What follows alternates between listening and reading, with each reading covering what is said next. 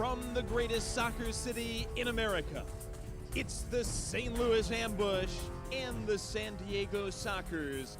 Joey Zanaboni alongside my best friend, Matt Rocchio. Matt, big game tonight for an Ambush team hungry for the playoffs. Absolutely. Going up against one of the best defenses in the league. They're going to need big games from Will Eske and Frank Taillou. Fortunately, they've been getting that lately. Frank Taillou on an 11-game point streak. Will Eske on a 4-game point streak. They need to continue that again against the second-best defense in the league this year. And another thing the Ambush have going, definitely the fresher team. Last time we saw them out here February 1st, scored 12 times against Harrisburg. Meanwhile, the Sockers have come a long way to go a short way. In Kansas City last night, they lost 9-6. Yeah, it's a big night for them. You think about the revenge factor after that loss. There's no way they want to continue this road streak they're on, going 0-2, especially leaving the Midwest without a win. That's a big thing the Sockers don't want to look down. Just their second loss of the season last night. No way they want that to continue. They're going to be looking for a win tonight. A big night ahead at the Family Arena. It's Alumni night. Good to see stars of past and present. Absolutely. 30 years ago, hung that championship banner. Love that we get to celebrate those kind of things. It's all going for us. Major Arena Soccer on MASL TV.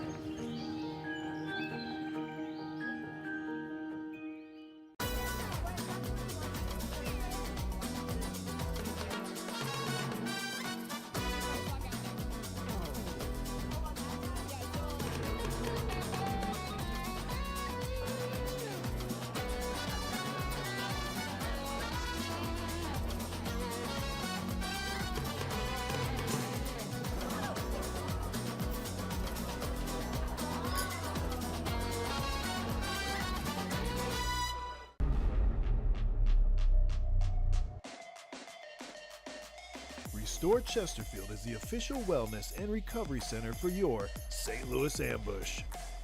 We offer cryotherapy, IV drips, hyperbaric oxygen, and so much more. Bring your ticket stub and receive one free core service. See you soon, and go Ambush!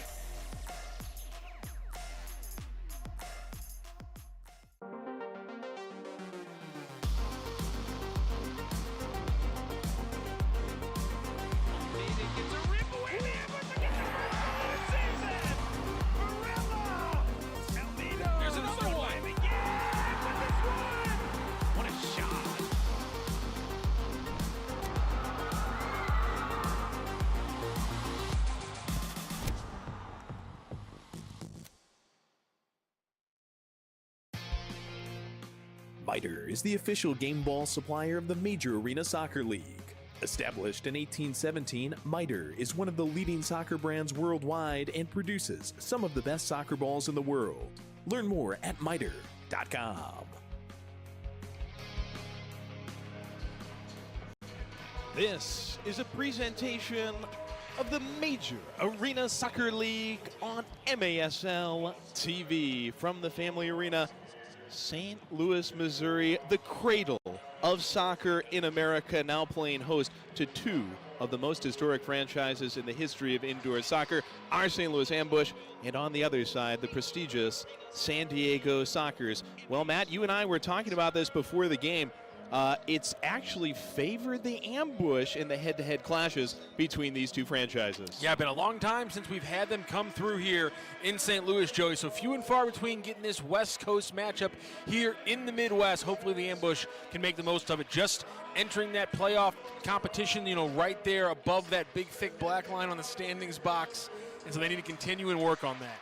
Big evening for a lot of folks at the Family Arena in St. Charles, Missouri. Jamie Swanner is certainly among them. Alumni night, He is a man who knows what it's like to hang a banner like that.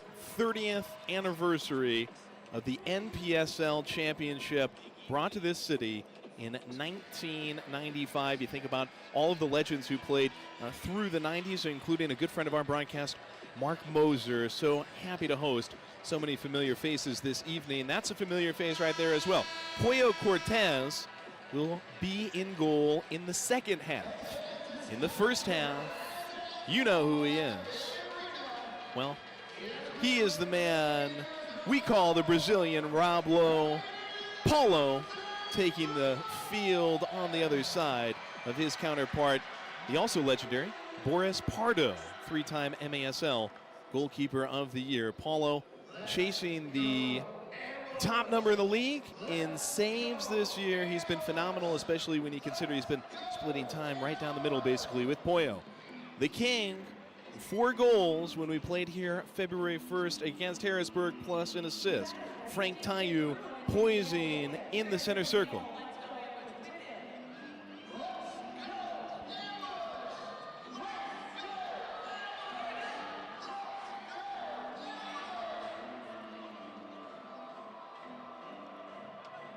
Arturo Ibarra's refereeing crew ironing out the last of the details at the Family Arena. Well, it looks like the Sockers had something to iron out here, Joey. A little last-minute starting lineup change here. A couple of different players rotating out over on the San Diego bench just before this game started, Joey. So I wonder if we've seen a little change there. That's Craig Childs, all-time leading goal scorer, who just climbed off the bench and is kind of looking back and saying, get on the same page. Salazar is under the rail as well, kind of leaning over as Costa gets a word with this red-clad refereeing crew. They're the refs. He's the king. Tayu says go, so do we. James Thomas looking long, deflected off a Soccer's head. So it looks like Childs started the game on the bench. Juan Salazar, number 17, looks like he is getting the run with the first shift here for the Sockers. We did talk to assistant head coach, GM Chiqui Luna before the game, and we're going to see some different things from the Sockers today, considering it's such a tight turnaround. Didn't get in until 3 a.m. last night, so look for some little changes right off the bat, Joey. We've seen one. And he laughed with us about his predicament and his good fortune having 3 players in their 40s who are key tonight. Childs among them. And Leonardo de Oliveira is not far away. He was born in '88, rolls it across the felt. Sockers at the controls, about a minute deep. Family Arena, Ambush chasing a 3rd straight win. The Sockers have hit a slump by their standards. They've only won a game in OT and lost a game in their last 2. They lost last night 9-6 after KC came out blazing in the second half. Cardenas touching with Morales, a couple of key Sockers. Back to Drew Ruggles, who had a nice night last night. Thomas steps through, rejects that. Morales trying to slide through for Morgan, gets by Tavoy Morgan. And the ambush control, Lucas Almeida. What a year he's had. El Abuelo, the 35-year-old, who coaches collegiately at Hannibal LaGrange. Williamsi, who's had a game winner here this year. Back to Christian Briggs. Mo NDI playing his 100th ever MASL game. And curls one downfield to Duca against Ruggles. Mo. Piece back, Briggs. Briggs unleash off the STLambush.com side. Axel Chakute right in the middle to pick up the pieces. Ambush lead.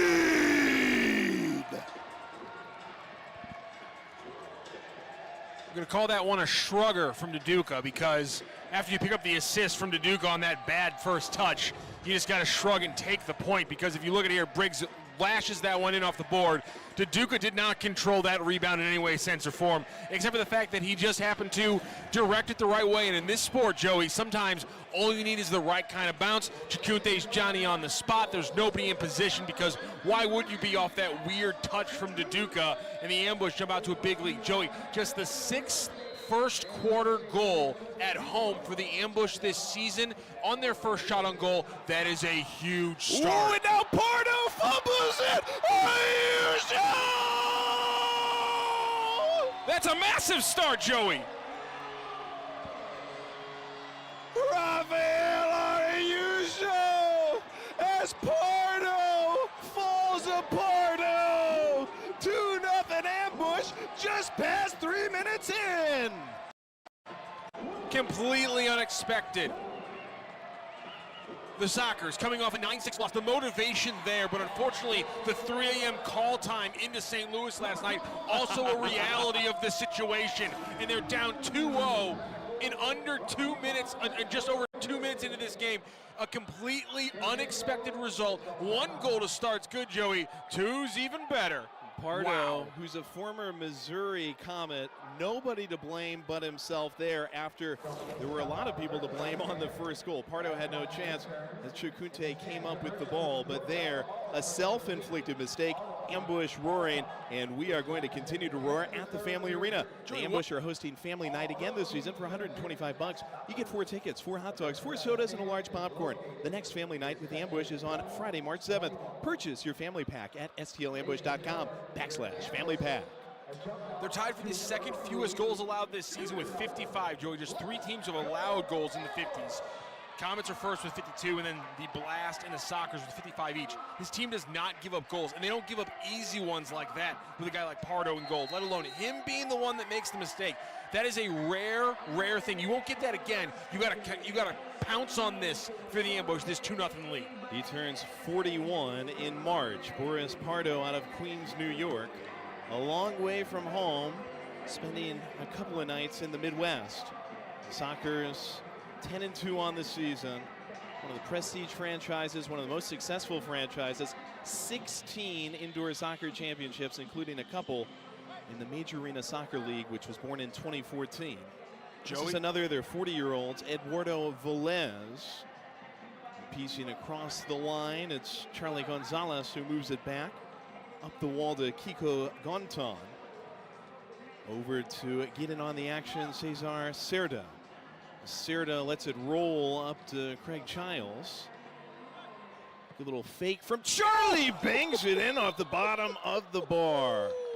Gonzalez belts it off of the bottom of the bar and makes it 2-1. And that's the problem with this San Diego offense. They can come at you from so many different angles. Charlie Gonzalez, one of the league leaders in assists with 11. Here's he's doing it the other way. He doesn't need an apple on this one. He wants the Gino, and he puts it upper shelf right there on Paulo. Nothing that our Brazilian Rob Lowe can do about that one, Joey. That was an absolute placement, and that was by Charlie Gonzalez. Heck of a move to slide Araujo out of the way. Yeah. Araujo seemed to think he was going centrally, and from there, Gonzalez unloads. Well, the Sockers, they'll do that to you quick. This guy can do it to you quick as well. Tavoy Morgan came into the weekend with 13 goals. Shares the love. Short post, Christian Gutierrez. The man from Tijuana, Mexico, has it wrapped up by Paulo. Sockers, though, are James Thomas lost it. Costa spins it. Morgan, partial block by Mo NVI. Sockers are the second lowest scoring playoff Luis team. Perez loses it, and NVI behind Paulo. Wears one to keep the Sockers out of the back of the bookshelf. Costa, Thomas on the carpet. Gutierrez piecing back Leo. 11 minutes left in the first. 2-1 ambush over San Diego. You're watching on MASL TV. De Oliveira had it stolen before it could get to its intended target, Gutierrez.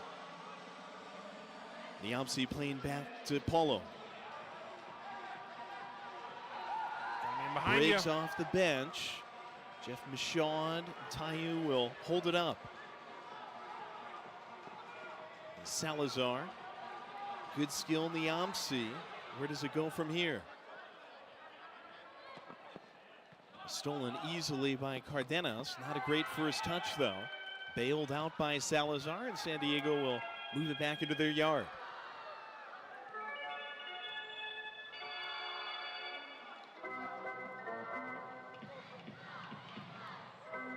Ruggles scored twice last night in KC. Sebastian Mendez. Morgan appears for him. Mendez Rolls it wide. Briggs and Michaud control then off the window to Tayu. 9:54 to go in the first. Ruggles staves. Tayu had that whacked, but fortuitously to Niamsi. Will can't make his way through the Sockers line.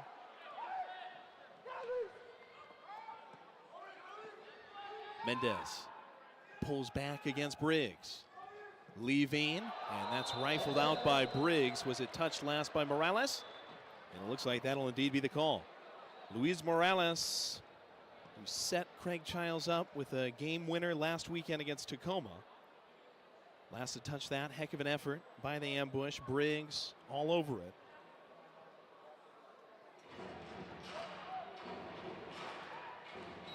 Dylan Hundelt, he knows something about Alumni Night tonight. Father, of course, a club legend. He starts it. Chili Willie. SK giving back to Hundelt. Pass forward to Deduca. Gets stymied. Hulk trying to win back. Commits a foul.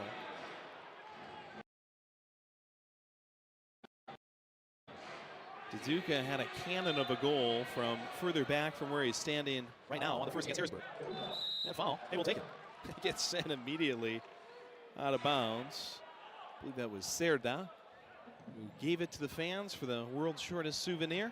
Almeida at the top of the bow and arrow, 9-10, ambush 2, Sockers 1, Family Arena in St. Charles, Missouri. El Abuelo, most effective assist man the last couple of seasons, giving to Briggs. And he sprays this across the face of goal.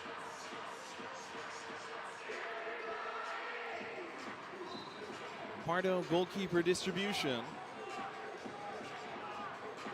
Cardenas with Deduca trying to force another Pardo error.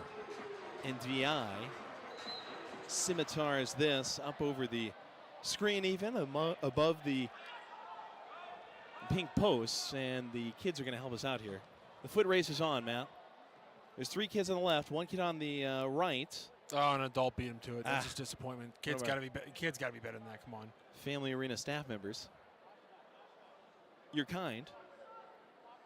And kids were hoping they might get a chance to handle the miter ball. Fans, do you have a group of 10 or more who want to attend an ambush game at a discounted rate? We're here to help. Send an email to info@stlambush.com to request more information. All right, Pardo's got it back. His blunder led to Araujo's goal. Axel Chakute has also scored. On the other side, Charlie Gonzalez on the board for the Sockers. Briggs comes up with a take. Araujo feeding Niamsi, triangulated back to Briggs. Century mark tonight for Mo NDI. He's been with Ambush in 2 different stints. Chakute in his first stint with Ambush. Former sidekick and outlaw. Wanted Briggs. Sockers emerging with it through a little bit of flack. Nice take then by Niamsi. Araujo, sweet move round Gutierrez. Back through, wanted Niamsi. Cardenas there to stick a pin in it.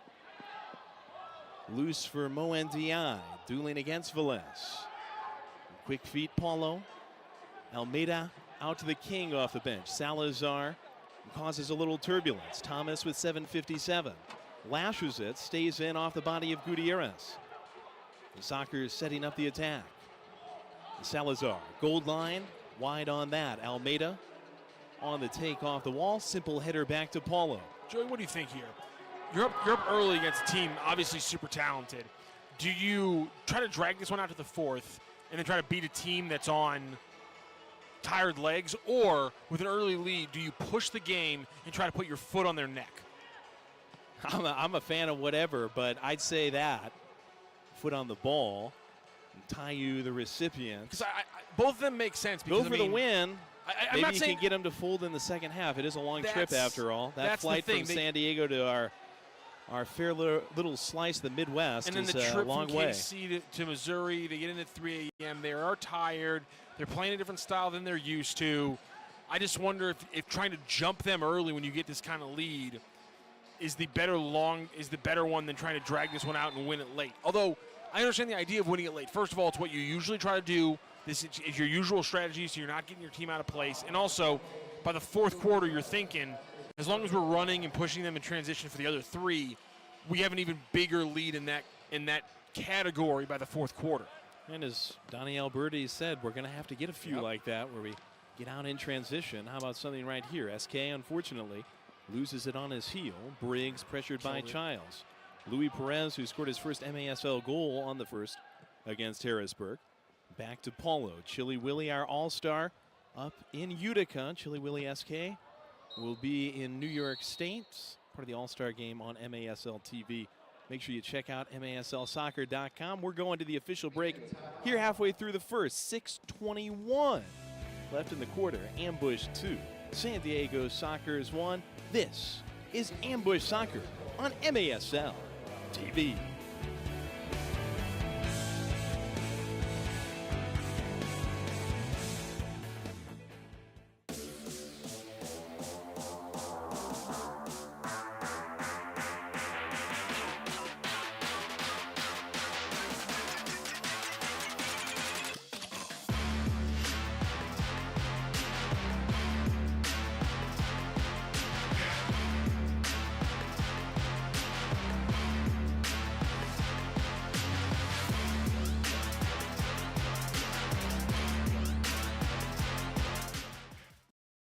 Indoor soccer fans, it's time to unleash a giant leap for fandom. Introducing MASL Indoor Soccer Fantasy Football. Build your dream team, invite your friends, and create your own draft league, all for free. Draft and trade players and win bragging rights as your team dominates the league. With MASLI Football, you're not just a fan, you're part of the action. Go to MASLI Football to sign up, get started, and play.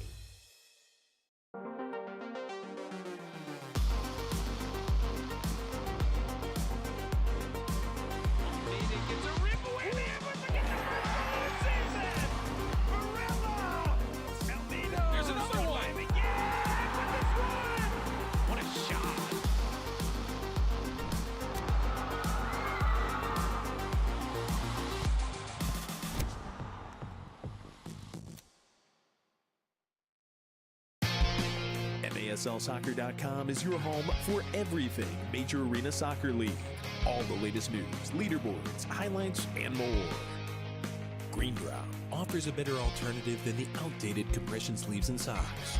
Learn more or try it for yourself by visiting greendropcompression.com. Fans Take 10. That's all the time you'll need for Eric Bergrud to take you inside the game and get to know some of the biggest stars advancing the sport on and off the field. 10 for 10 airs weekly on MASL TV.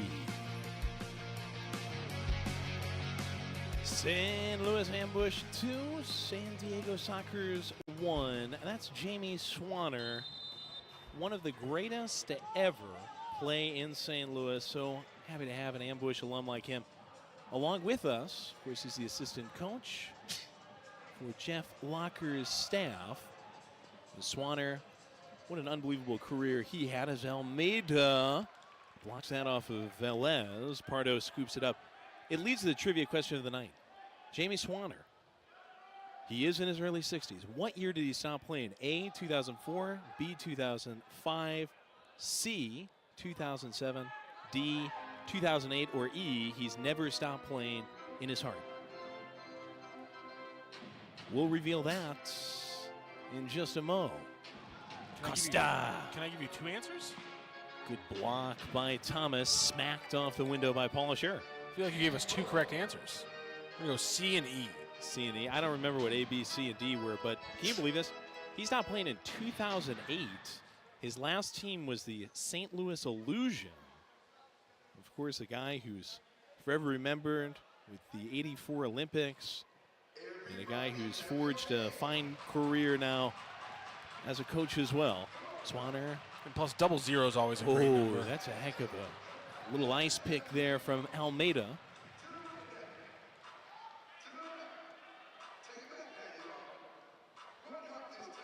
Gonzalez, the goal scorer, on the distribute. Gutierrez coming to it. Sockers, they score about 6.5 a game.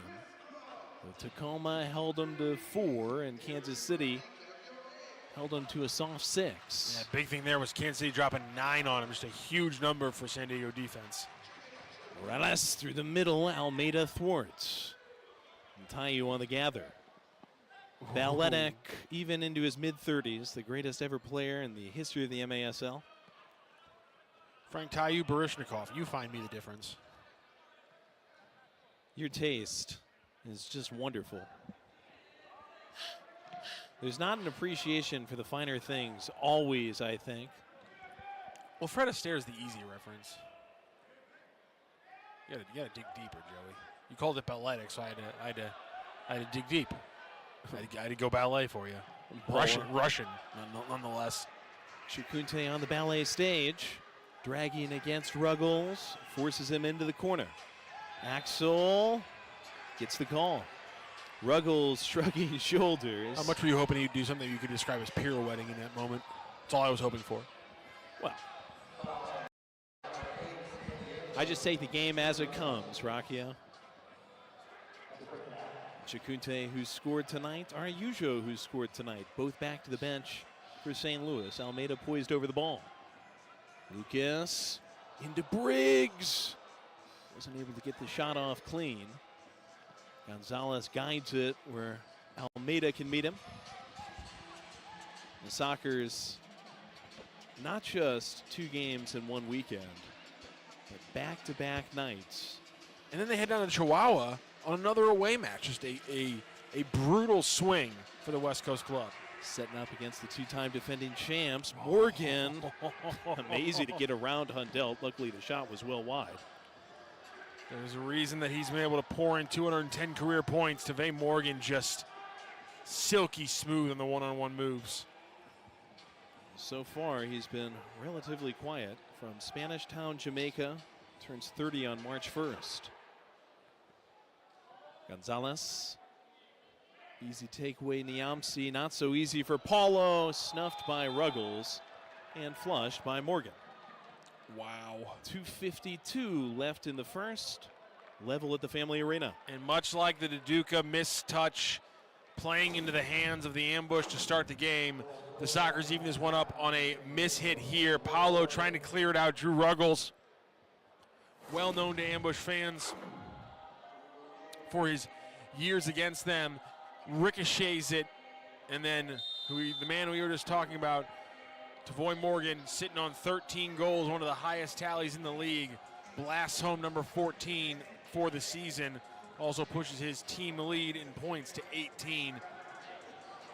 Tied up things up here also in the first. Great anticipation from Mo.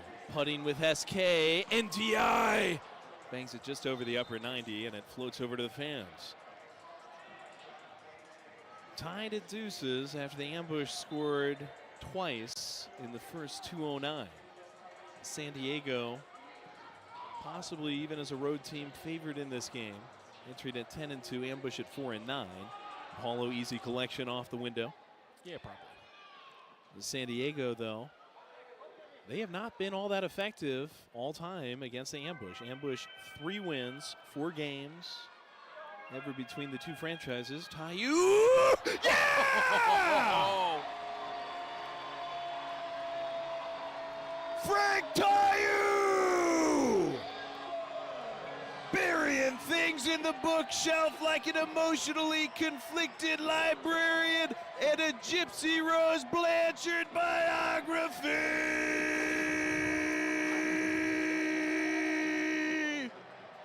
Long ball from deep, and then the Kings just going to go to work one-on-one. Pray if you have to. It might do better than trying to play some defense. Pardo, you can help as well, because the man's clearly touched by something. Look at him. Calls upon a higher power, the King. What a shot. And Pardo's tough evening continues as well. The velo on that shot, excellent. Pardo, 3-time best goalkeeper in the league. I'm sure he feels like he needed to stop that. Pardo, I mean, just brute forced that one across the line, essentially. it'll be 12 straight games for Frank Tayu with a point. he has made it look easy for stretches this season. He's also perhaps at times gone through it. We've heard him talk about the lonely road of success with Ashton Fry, and it really is a lot of lessons that he's learned through the years, including this season. Childs has it tipped away by Michaud, emailed up the right side. Chikute won't get to it. He wanted it to hit off the complete auto body and repair sign, but no such luck. Frank Tayu's 17th goal of the season. Joey moves into a tie for 4th in the league with Rion Marquez at that 17 mark. Also gives him his 26th point, moving him into a tie for 6th place in points in the league. And Delt on the tape. To Duca. Oh, back to Hunt down. Yeah, baby!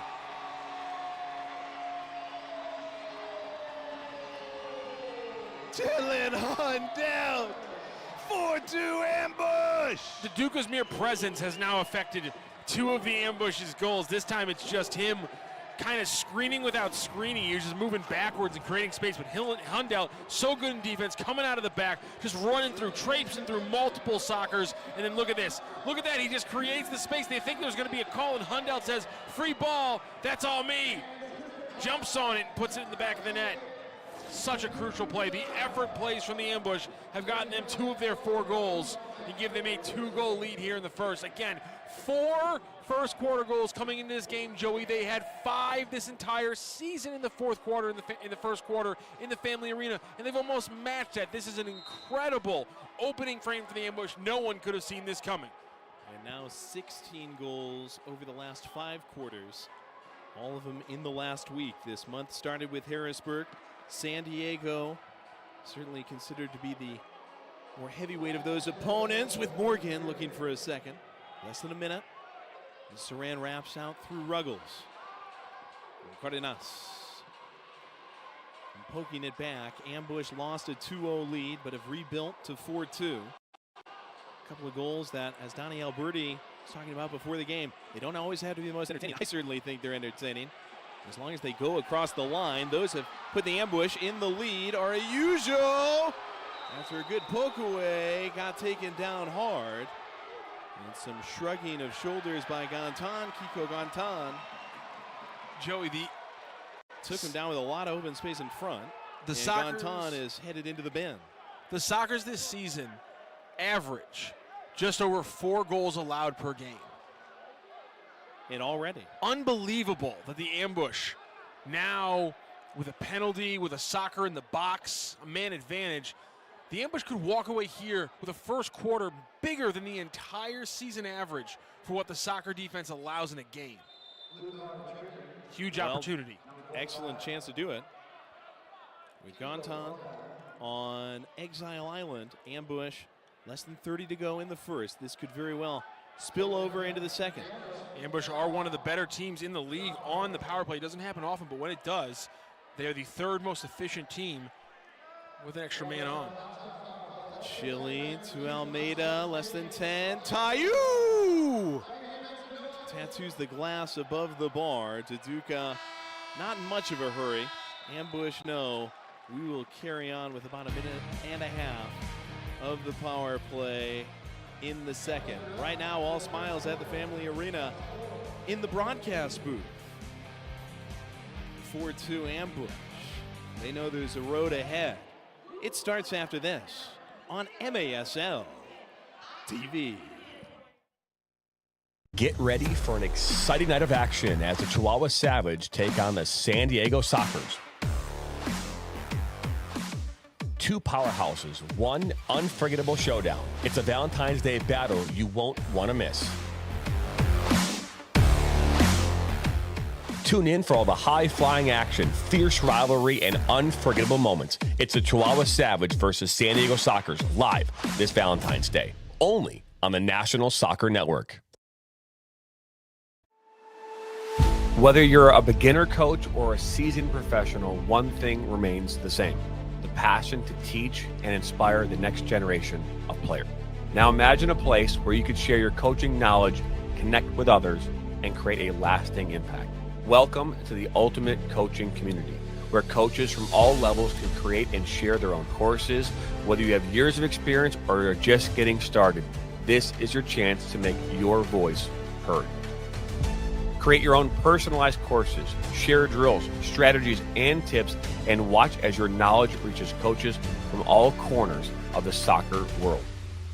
With a platform designed for sharing, learning, and growing, you're not just teaching the game, you're creating a community of like-minded coaches all striving to be the best they can be.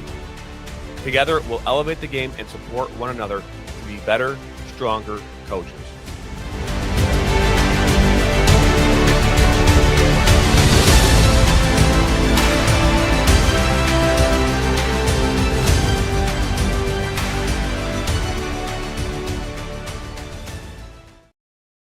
By special guests from across the league to recap the weekend's games and discuss the league's hot topics.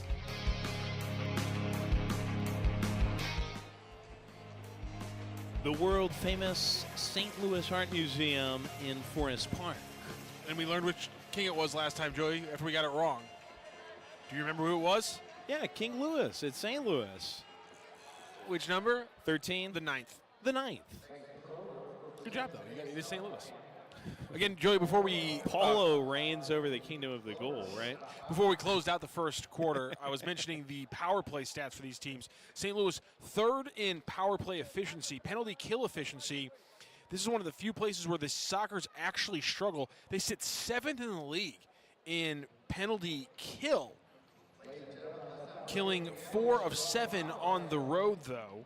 Yeah, and both teams seem ready to start. We're just waiting for the clock to now expire in the last 15 seconds. Yeah, this seems a little and get us obligatory. Is that the word I'm looking for? Into the second quarter. Ambush up 4-2. Sockers, you have 7 shots. Block shots, though, favor the Ambush 4. Moendi, multiple in that category. Ambush on a power play to start this second. It's Gutierrez, who's been waiting ever so patiently in the center circle. And Serda, he's not as patient. He's saying, let's go. And it looks like the clock is set up right now. Ambush in a great position. Up 4-2 against one of the heavyweights in the MASL. They can do this to you. They can control the ball.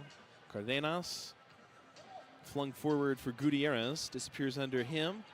Paulo lashes it up the board. Serda trying to keep it penned against Michaud. Peels off the board. Michaud goes on a bobsled ride. Morgan, who had the second goal of the first for San Diego, ultimately helps escort it back, wants it back. Hundelt, who has the last goal for the Ambush, is staving while Michaud goes diving with the head and spearing it back to Paulo. He's one of the few players who I've seen multiple times do that diving header back to the goalie, and it's one of my favorite things I've ever seen. He does it so consistently. Well. It's so useful. Him and Hundelt have been an absolute game changer for the Ambush defense this year. Highlight goal on the first against Harrisburg. Yes, he did. Great feed to him by Robbie Cristo, who is not active tonight. Michaud, his second stint with the Ambush as well, this time with short hair. Almeida! Cuts the hair of the crossbar. Thomas gets it under control in front of the Ambush bench. Almeida. Again! Oh, a stop, and now it gets bopped up over the bar. Looks like that's Xavier Snare Williams, who is now playing in place of the struggling Boris Pardo. Puyo Cortez, eventually, we've been assured, is going to play for Paulo. Williams this season, Joey, appeared in 4 games. He started 2. It hasn't been a big drop-off, a 4.4 goals against average for Pardo, just a 4.56 for Snare Williams. Obviously, when you talk about the defense in front of these keepers, usually very stout, but Pardo has struggled today. So we're going to see a total of 4 keepers in this game. Yep. And then, of course, there's always the threat of the 6th attacker who can use his gloves. Well, he doesn't wear gloves, but his hands in the box. I will say, Snare Williams a slightly higher save percentage than Pardo, 739 to the 701 for Pardo this season. So not losing much, it looks like, despite the age and experience of Pardo in this game. And that age might be working against him on a night like this. Back-to-backs. Oliveira leaving. Goalie switch to start the second quarter for San Diego. Serda looking for Childs. Pollo will come in for Paulo at the start of the second half. It bounces up onto the ambush bench. Sockers are going to restart. For Paulo and Pollo, it's basically a split right down the middle. They're both fantastic in their own right. Pollo early 30s, Paulo later 30s. I like it. You know, Joey, if you have the talent on your roster, use it. There's no reason just to bench a talented goalkeeper just because you have one, especially when you got you guys who are a little bit older. Cerda stumbled, got up, and Ndiaye sweeps it away. Luis Perez. Is that bang back by Costa? Well, we've said it many times. They're the two most similar names for goalkeepers in the MASL, perhaps in history. Paulo and Pollo. And Costa going against the rookie Perez. Good work to force him away, but gets called for jousting. That's, of course, Joey, until the inevitable happens and Milwaukee signs William Benihana. They just call him Willie B on the broadcast. It's William Bonahene. Yes. As memory serves. Charlie. It's Bonahene and Benihana. Then, yes, there will be a challenger to Paulo and Pollo. Morales. Stopped off the wall by Ndiaye and then stopped again. Donnie told us before the game he needs something to get him going. And these block shots are starting to fire Mo up, unfortunately. Morales has ended up on his derriere. Yeah, and he really needs that moment to take him from getting involved on defense to really bring him into the offense. The Ambush have flourished this year at times because they have so many different options who are scoring. They have 6 players in double figures. You know, that's as many as the Sockers actually have. It's just, you know, they got to lock down their defense a little bit, but they need Mo to be that 7th guy on the offense. And I know that sounds greedy, but you need it when you can't maybe lock teams down defensively. But he's helping on the defense, so maybe that's where he really makes his impact. Big guy, sees the game well. That's why he's such a good passer. The restart off of Araujo's foul goes nowhere for San Diego. Trying to saddle back up. Spillage, this time a foul on Briggs. We don't get a lot of chance to talk about Christian Briggs, but man, Morales he has and really him going at it. Developed into such a solid defender for the Ambush this year. Played 12 of the 13 games. Him, Hundelt, Michaud really helping solidify defense that still has some problems, but they're Nice work, Cardenas to Morgan. Good block again by Mo. I think they're starting to figure things out a little bit. Gutierrez runs it down. The new keeper, Snare Williams. Love the press by the Ambush here, but man, love the press break. Yeah, nice move by Morgan to get back to that. Briggs won't let it through. Cardenas lets it loose. Too high. Costa restroking it. SK dribble back into the box and gives it away cheaply. Paulo gets the mitts up. Gonzalez wanted a second goal. Gives a second chance to Costa and Mo. Tell you what, Joey, young players, watch Tavoy Morgan, because the movement is so good. The off-ball movement is perfect. The rotation, the replace and fill. I mean, he is an incredibly talented soccer player. Through the middle, Giles reached back on it. Kangaroo toward the back post. Briggs got it loose with a hatchet, and SK heads it in a parabola back to Paulo. A little risky by Paulo with Giles right there to not jump for that ball, just kind of sun it over the top. Ambush have wasted a power play in this second quarter. 4-2 Ambush over the Sockers. No one's yet scored through the first 5 of the second quarter.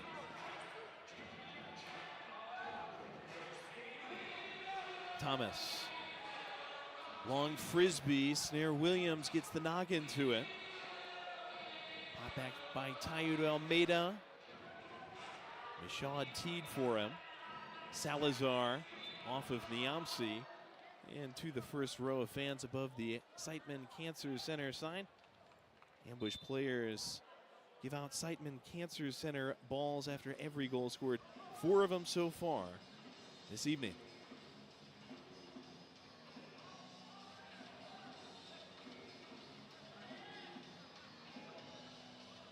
Cardenas. Shakunte too easy. Keep it right back, though. Niamsi Cardenas went down. There's no missing them in those ketchup colored boots. Cardenas from Mexico City just celebrated birthday 34 in January. De Oliveira to Morgan. Turn was great, hit it off the ambush side, Cerda. After the splits, Paulo leaps up to try to block Morgan. Luckily the ball way high. I mean, again, such a joy to watch a guy like Tavoy Morgan because, I mean, everything is, the footwork, the body control, the way he turned on that ball. He didn't get on top of the rebound very well, but other than that, everything else is just a picture perfect of how a soccer player should do things. In his prime, for Indoor, sure. outdoor, doesn't matter. Watch him if you want to replicate a good game. Off-ball movement, Joey, really, to me, is the most impressive thing about a soccer player if they're good at it. Duca left in the corner for Almeida. Snatched away by the Sockers. Trapeze artist ball stays in for Hundelt. Give it a 6.7. Well, on a trapeze, you better be 10 out of 10, right? No, I'm thinking a high wire artist. Tayu. It's off the window. A bit more of a balance beam act considering the ball. You ever want to be one of those guys they put the rope between the two buildings and walk across? Absolutely not. No way. That's got to be fake, right? I got a hard enough time keeping my feet going to the concession stand. Tayu using his feet to try to go to the concession stand there. I've never had a problem with my feet taking me to a concession stand, Joey. 100% success rate in that count. Never failed. Always get there. 7:44 left in the second, 4-2 ambush. And Tayu earns us a little more time on that restart. Shout out to the Family Arena concession stand. Chicken tenders are really good today. Shakunte, that's not really good from Velez. Goes toenail clippering, and Axel, one of our 4 goal scorers, trots back to the bench. Good signing, part of the way through the season. Shakunte played for multiple MASL franchises in Texas. He has found a home here. Almeida boarding with Araujo. Shepherded out shakily by the Sockers. Gutierrez trying to bang forward to Salazar. Easy steal for Thomas. Almeida loses it in the circle. Salazar sent it off the board.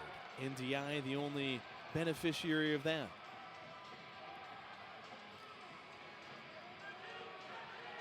Seven, Niamsi.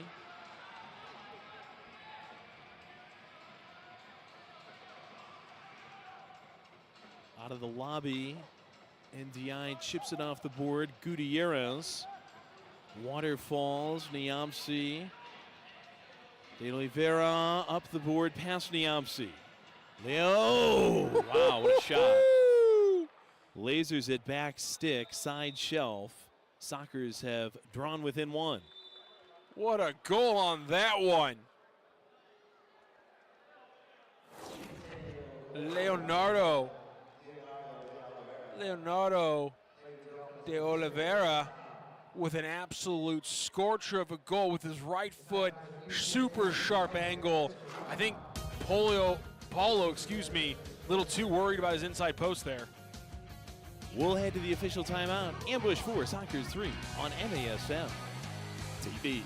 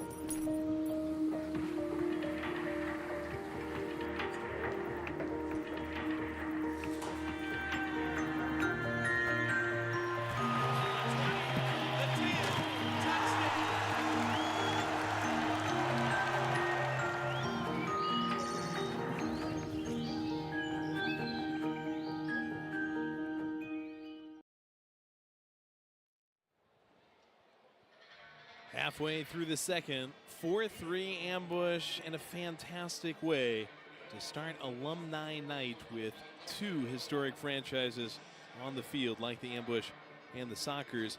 Fans on Friday, February 28th, the St. Louis Ambush are taking on Utica City FC. It's Star Wars night with the Ambush, so come on out early and get your photo taken with over 24 characters. Plus, it's Siteman Cancer Center's bobblehead giveaway. The Ambush haven't quite yet shared with us who the bobblehead is of, but we are hearing from our sources way down below in Family Arena. That's Joey Zanaboni. A fan favorite. That is Joey Zanaboni. Well, I heard Matt Rocchio. I heard Joey Zanaboni. and you were my source for one, and I was your source for the other. I feel like we might have been lied to, both of us. I think they figured out our way. Self-deception. I think it's one of those things where, like, if we tell him and then he leaks it on the air, we know he's the rat. I know. We're always under a microscope, aren't we? Yeah, they got us, Joey. Under the microscope of Joey, MASL. It's not TV. a conspiracy if they are after you. If they are working against you, it's not a conspiracy. You know what I mean? Matt Rocchio, happy to make the case for paranoia. Shout out to Haldeman. You know what I'm saying? Morales gets it away from time. Thank you so much for doing that reference. Just cannons that. Hooking and curving into some seats well beyond the goals off to our right. Hundelt scored tonight. You know, I found out for real, for sure. I thought this was the case, and I found it out. I confirmed it a few weeks ago. I actually went to college with Hundelt's brother, Zach Hundelt. Shout out, Zach. I'm sure watching tonight. Now, I know a venerated soccer program for the Roos. Was Mr. Hundelt a Roo soccer player? Zach Hundelt? Yeah. Rockhurst University? Yeah. Not a Roo. Sorry, not Roos. I was thinking UMKC. My bad. What's Rockhurst? Hawks, baby. Hawks. That's it. My bad. Gonzalez, Was he a soccer sliding player? Almeida. Oh, Paulo! Got me barking like a guard dog at the Arboretum.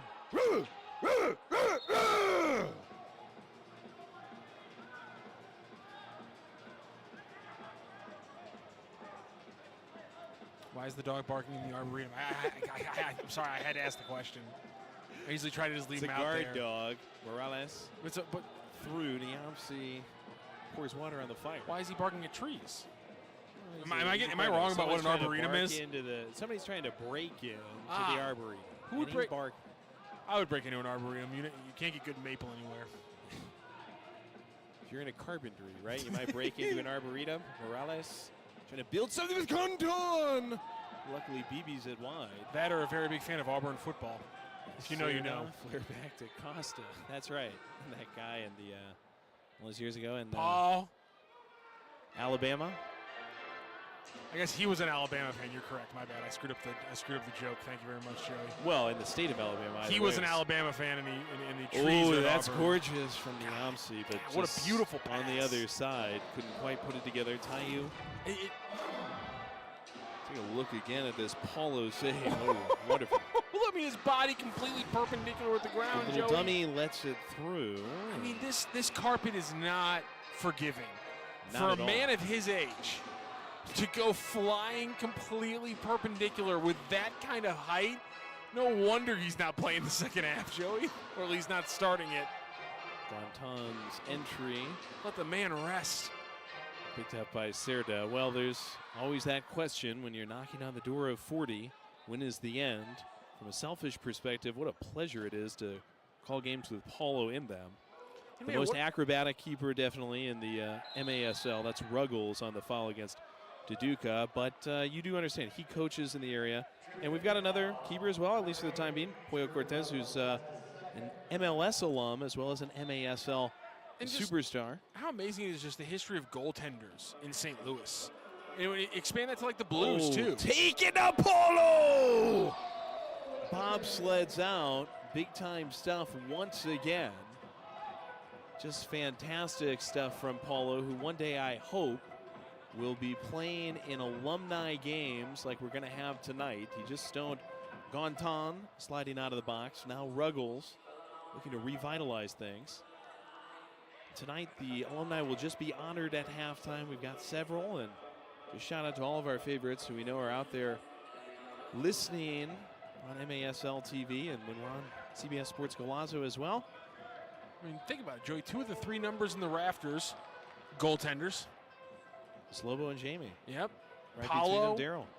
has put together an incredible career. You think about the Blues and all the great goaltenders in the history of that franchise. I mean, this is a city with goalkeepers who flourish. And also, I want to say, getting prepared for this alumni night, Joey, I was looking at some old pictures. The flow that Jamie Swanner had in the glory days, oh my! I mean, it's some of the most magnificent hair you've ever seen on an athlete. And he's still got a good head of hair. Look at that. Duduka's foul. Morales Fox blocked in deep by NTI. Rescued by Ruggles.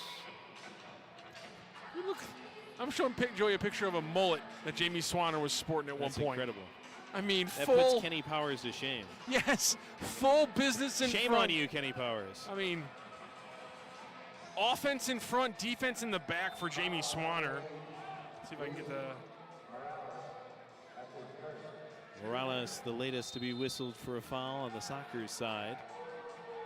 Mo sent it, and now is flustered because they're bringing it back. Less than 3 to go. This is the debut of my new face here. Swanner, my gosh. That is such an epic. what a mullet It's on a almost as champion. if someone has made the old Davy Crockett hat out of pure hair. It's unbelievable. Well, somehow they've given this to San Diego, and the Sockers is trying to make the most of it. Costa up top with his team within 1. And Charlie Gonzalez has one of the 3 for San Diego. Morgan, another goal scorer.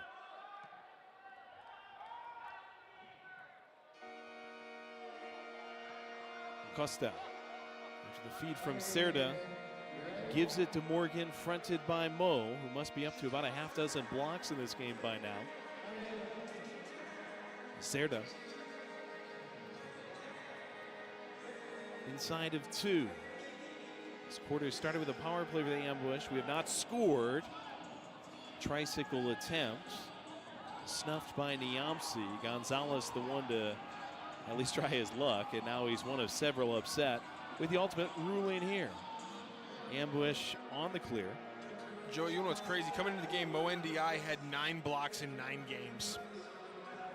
He should surpass that tonight. Yes, unbelievable defensive performance from him today. Just stepping up in a completely different way than what the Ambush would have expected in the game that they needed to him against this team tonight. Big part of this 4-3 lead. Giles, wide receivers hit with the chest. Costa going to work. Went far post, rolls wide. Chikunte wanted to get out. Wow, I'm and surprised that somehow call's going he's against the being Ambush. Called for the foul somehow. Yeah, he was just, you said, Joey, he was in control of the ball. He's trying to get out. Maybe she's thinking. Velez, I thought, fouled him. Maybe they're thinking he lowered the shoulder into that play. Is a questionable call that the Sockers ended up with. A big impact with 75 seconds. Sent through the middle. Ambush, easy head. Costa.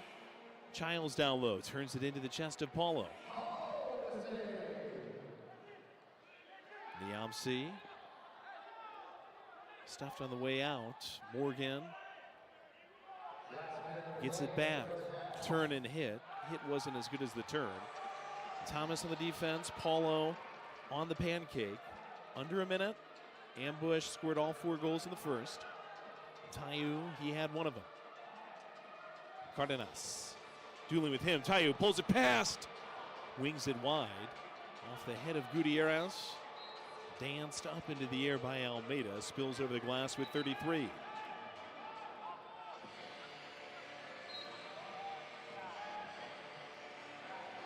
Cardenas restarts it. Gutierrez got it from Leo. A 3rd goal scorer for San Diego. Set up in the circle. Less than 20. Costa. Leo. Morgan trying to make his own space. Huge play by Hundell to get in there, Joey. Morgan refed under 10. Cardenas. Cardenas, man, that's the 3rd time Final I think, Joey. second. Araujo to Almeida. Won't bear fruit. 4-3 ambush. What an evening of soccer at the Family Arena. Two storied franchises dueling on Alumni Night. More on the St. Louis Ambush alums on the other side of this break. This is the Major Arena Soccer League on MASL TV.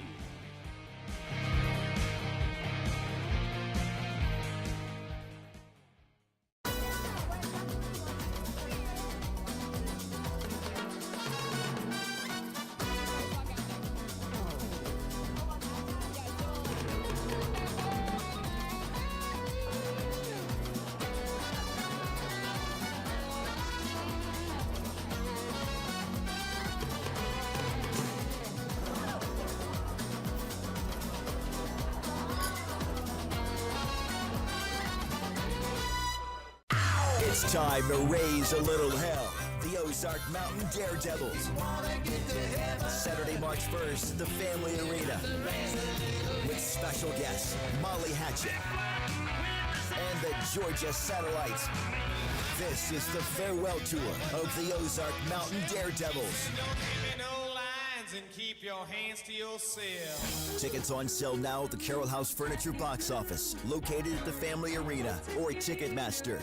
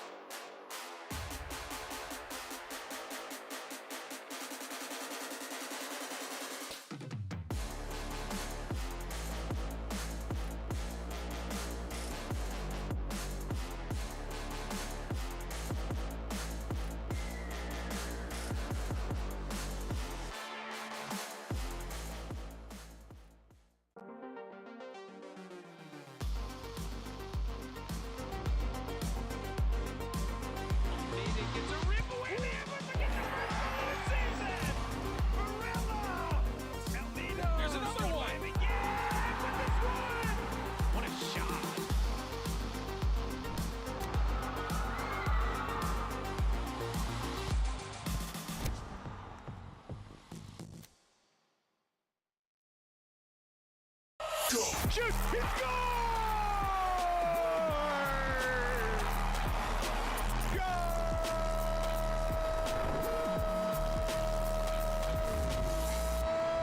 Welcome back, everybody. This is MASL in 5. I'm Alex Bastianski. It is great to see you again. I'm going to break down everything that's gone down in the league for you over the past week, and I just need 5 minutes to do it. Let's go. We are going to pick first Rion Marquez from the Kansas City Comets. We're going with Vinny Dantas. Vinny Dantas keeping it in the family with Utica City FC. And the MASL held its all-star draft this past week. Team Nick Pereira took Rion Marquez of the KC Comets first overall. It's not tough to understand why Rion's second overall in league scoring right now with 30 points. Team Kelvin Oliveira picked next. He kept it in-house as he took teammate Vinny Dantas. 11 points on the season for Vinny, but he brings so much more to the table than just scoring. Such experience from the UCFC man. Watch the full broadcast. It's still available on MASL TV. Some fascinating picks. And of course, this will all come together on Wednesday in Utica, New York. The MASL All-Star Extravaganza featuring an All-Star Skills Challenge. The All-Star Game at 7:15 p.m. followed by the All-Star Fan Fest in Utica, February 12th. Can't wait. Who's hot right now? Frank Tayu from the St. Louis Ambush extended his point streak to 11 games last week in a big way. 4 goals, 1 assist for 5 points in the win over the Harrisburg Heat. Craig Childs, Captain Craig from the San Diego Sockers, was a monster in the Sockers win over the Tacoma Stars. He had the overtime winner in the contest. 1 goal, 2 assists, 3 points overall in the game. Also, Juan Pereira from the Baltimore Blast continuing to be hot for the Blast, who are just hot overall. Their massive 9-3 win over Milwaukee last week won 2 goals, 1 assist, 3 points in the game. David Ortiz of the Texas Outlaws, first of all, congratulations, Texas, on picking up your first win of the season over the Dallas Sidekicks. David, 2 goals, 2 assists, 4 points, and that had to be even sweeter considering they won in that Dallas derby against their crosstown rivals. But we got to mention Jamie Lovegrove as well from the Dallas Sidekicks, who just, the ageless wonder, continues to get it done. 1 goal and 2 assists for 3 points in that tight loss against the Texas Outlaws. Your scoring leaders right now, Kelvin Oliveira continues to lead the way with 31 points, followed closely by Rion Marquez, then Marco Fabian with 29 points, and Sanchez of the Wave with 26. Let's take a look at the players of the week, brought to you by Green Drop. In goal, Nicolau Neto. Defensively, Nacho Flores, and offensively, Rion Marquez. It is a KC Comets sweep this week.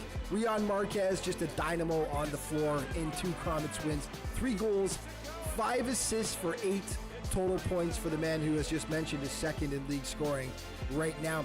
Defensively, Nacho Flores, 3 goals, 3 assists for the Comets, and just as importantly, 2 blocks, getting the job done. And getting the start in goal was Nicolau Neto, and he came up massive for the Comets, is in those 2 wins, 13 saves, allowing just 4 goals. Time now for the plays of the week.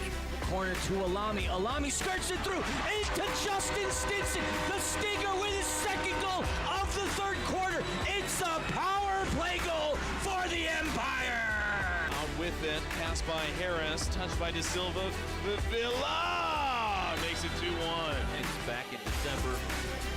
Been back the last 5. Now Lovegrove looking for the lead. Spur now takes the measure of Morgan. Fires it off the wall. Deflected in. Right over the hand of Pardo. He saw it, but Tyler John saw it first. City. Feed into the box. Looking for a chance at a drive and an early goal. The Outlaws grab the lead. At 71%. And a bomb right there. Frank Tayu, 10-game point streak. Make it 11, baby! Luis. Morales charging. Tiles! Score!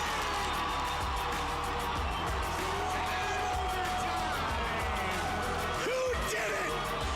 The all-time goals leader! The pride of Poway, Craig Giles! And that is a wrap for this week's show. But just remember, all throughout the MASL season, to stay up to date on everything that's going on with the league, be sure to check out the MASL's official social media outlets. Thanks for watching. We'll see you next time.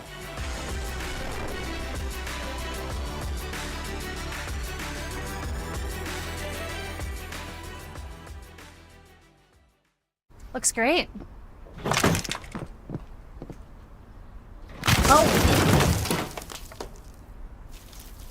When termites show up, so do we. Terminix it. We love each other and we love this city and we love this club. It's everything. I just make sure that my voice is good to go because probably only got a half to use it. We used to tell people in the supporter section, go hard or don't be here, right? Lots of chanting, lots of loudness. It's electric. It's loud, it's exciting. 195 days they waited. This was a glorious victory at home. Your Oakland University Golden Grizzlies. Drives to the basket, and it's in! The biggest games on the blacktop. 4-3. Of course!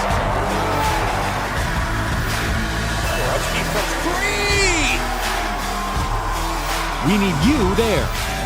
Golden Grizzlies fans, get out your dancing shoes!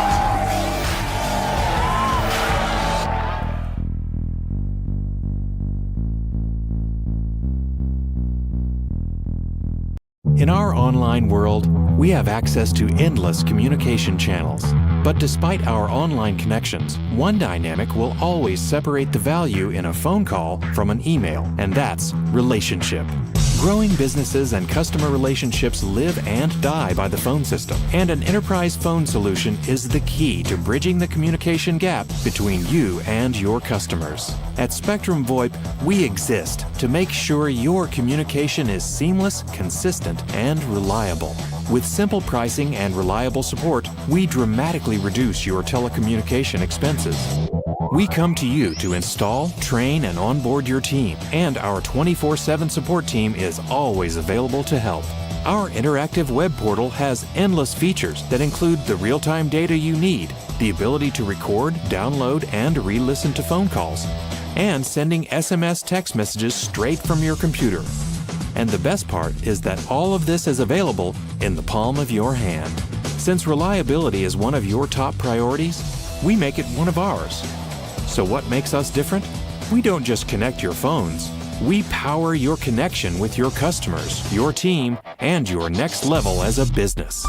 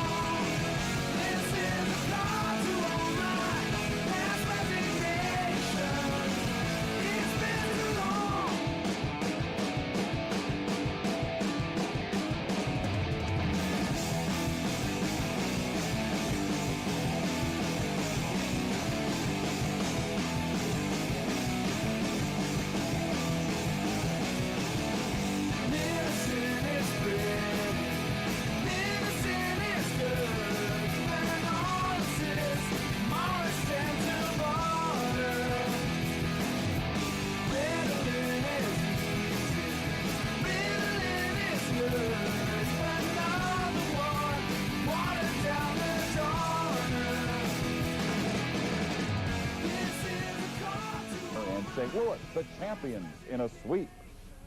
There's a lot of tears out here. There's joy. I mean, there's everything. Now we're going to go in and we're going to have a little celebration. St. Louis, tremendous.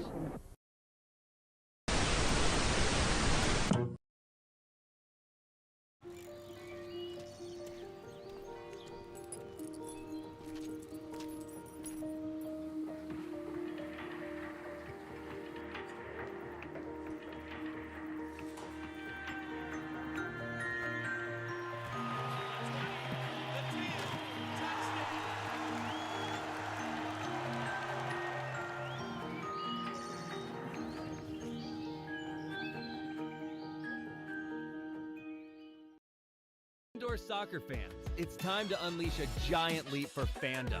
Introducing MASL Indoor Soccer Fantasy Football. Build your dream team, invite your friends, and create your own draft league, all for free.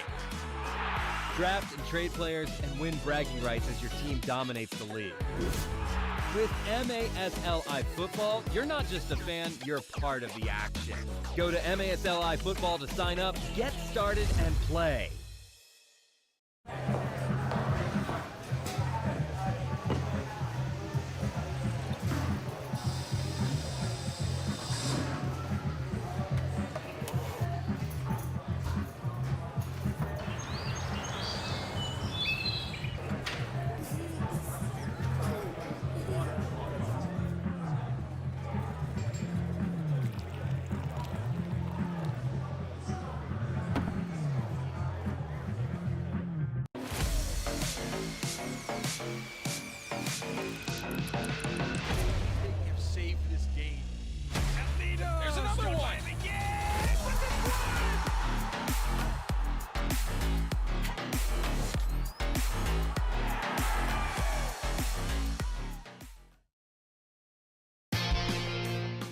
Get the latest news on the MASL and your favorite teams by following MASL Soccer on Facebook and Instagram and MASL Arena on X. Subscribe today to MASL TV on YouTube. You'll find game rebroadcasts, MASL shows, highlights, and more.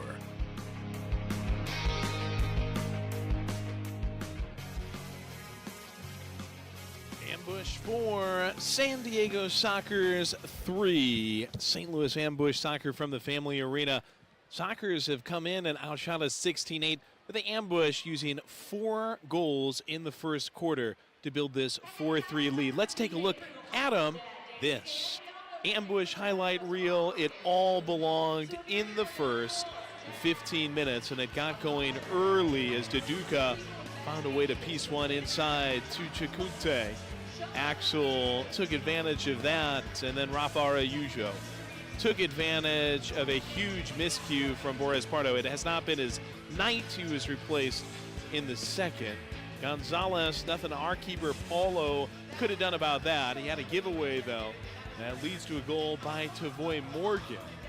That tied it up at 2 as Frank Tayu gets it under Pardo. And the King extends his point streak to 12 straight games. Ambush would get another falling through and flying through Hundelt to the felt. And he built this lead to as high as 4-2 before De Oliveira got another back for San Diego. 30 minutes left in regulation. Head coach Jeff Locker making a switch, a preordained, premeditated switch to Pollo Cortez in goal. It is still the replacement, Snare Williams, on the other side for the Luna-coached San Diego Sockers. Heck of a halftime ceremony. The 95 champs honored. And then, pretty special watching those players. Watch a tribute to Pat McBride, St. Louis U All-American, former star with the St. Louis Stars, U.S. men's national team member who passed away in December. He was honored by Ty Keogh and Al Trost, another couple of all-time names in the illustrious St. Louis soccer community. And I'm glad our viewers got to see an even better view of the Swanner mullet in that highlight reel. Incredible job done by our production staff. Great job by you as well to get that Swanner mullet in front of him in the first half. De Oliveira. It's called setting the tone, Joey, if you will. Out of the corner, they want Childs. SK. Tayu, just pretty around Childs. Two of the best ever goal scorers in the history of the league. You know what? I was looking at that. If Childs had gotten in the league earlier, and Chikunte to Tayu, pulls it around. Oh! It's a block to the last second by Gutierrez. He's hurt, and he writhes around in the box after saving a goal. Talk about putting your body on the line to save your team. He went flying into the wall and definitely jammed up his leg. Tayu thought he had that one, was just putting it on a string. What a pass. Beats the tender. But what an incredible job. And oh, yeah, Gutierrez. I'm not sure if it's the leg that was kicked out that hit the wall or if it was the leg that got caught underneath them that got a little torqued a little bit. Probably the leg underneath him, I would be guessing. Get ready for an exciting night of action as the Chihuahua Savage take on the San Diego Sockers. Under his own power, walking under his own power. 2 powerhouses, 1 unforgettable showdown. It's a Valentine's Day battle you won't want to miss. Tune in for all the high-flying action, fierce rivalry, and unforgettable moments. It's the Chihuahua Savage versus San Diego Sockers live this Valentine's Day, only on the National Soccer Network. And the 33-year-old out of Tijuana, Mexico, jammed the leg, but is able to get off the field. Ambush going to restart close to the gold line, up 4-3. Inside the first minute of the third. Tayu against Cardenas. It's up with Salazar off the wall. Costa guides it cross field. Somewhere the wall scorer guy's fingers tingled there for a moment. Oliveira's pass stolen by Almeida. Quickly, Cardenas gets it to Salazar. Short post, and Pollo Cortez gets his first save of the game. Immediately, he looks locked in, Joey. Trying to protect a 1-goal lead. Former FC Dallas guy, 31. Cortez has it headed back by Ruggles. He and Paulo can both play as attackers. Morales to Ruggles. You wonder in a tight game like this where the compass will point on bringing the goalkeeper up. Morgan in the corner, fronted by Mo. And DI blocking shots left and right in the first. Morgan tries to bend it around him. Soccer's free to start from back up top. Whistle stop that. They wanted Morales, and this is going to be pulled back. Just Morgan and NDI behind the play. Just kind of Mutombo and Morgan for something. I'm not sure what. He's pretty confused too. To avoid Morgan not understanding what the whistle was for. Well, savvy defense by Mo to draw it, right? There you go, yeah. They were a little bit in front of the ball. Going at it in the box. You just look into the sky and only see silver linings? Optimistic by nature. To a fault? Mo in the thick of it again. Salazar and him, and now Ruggles separates them, and he's got another guy to go with down there. Cerda and him exchange words. Mo, we will see if cooler temperatures set in here. But as Donnie Alberti said before the game, he needs something to get him going. He's played all right since re-signing with the Ambush earlier this year. He's dealt with some illness, kept him out against Harrisburg. That was a game where a lot of guys got going. He's been right in front of it the whole game and right in the middle of it as well. Ruggles, I don't think he's happy that the ball is kind of pushed back.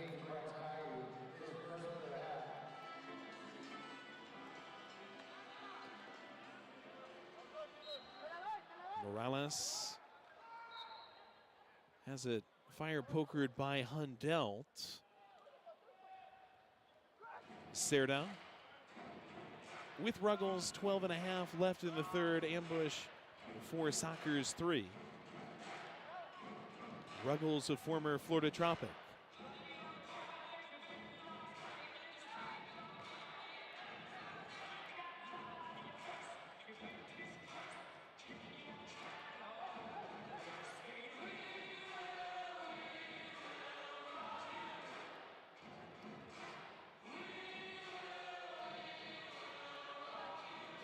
Mendez leaving for Morales.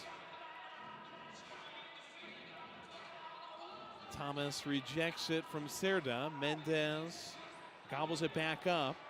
Spins almost accidentally into space. Gives to a friend. That's wide. Woohoo, and that bounce inches just away. Misses. Almost fell on 2 different pairs of soccer boots. And the Ambush got lucky there, Joy, that one was able to roll into some less dangerous areas. Gontan. Childs! Stopped by Pollo, and he catches the header before giving it the low boot. What a ball. Araujo catches up to it. Out of the corner is more difficult. Going against Leo. It's just so apparent. Araujo's speed is just a game-changing aspect for this Ambush team. Gives them something they don't have necessarily up front, and a lot of the other players. A lot of their attacking players, methodical, bigger guys, Mo, the Duca, Frank. But man, Araujo, he presses, he runs. That never gets off the launch pad for Michaud and Mo. Gontan, that's nice. Salazar with the left foot went short post and missed. Leo, his thump, ends up off the wall. Chacunte tries to buy time. Gontan back inside the goals for a San Diego team that seems to have a grip on the game, but not the scoreboard. They have been able to get this to go more at their tempo now.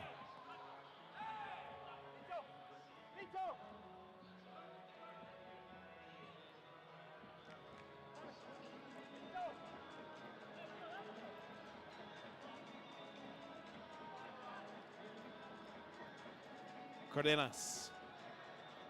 Rolling Morgan. Leo again on the wall.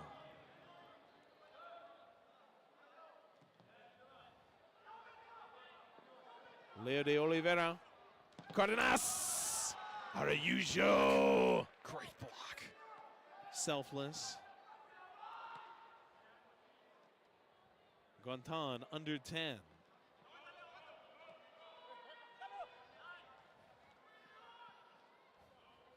Gutierrez, first minute since seeming to jam his leg against the poster board, blocking a shot from Frank Tayu.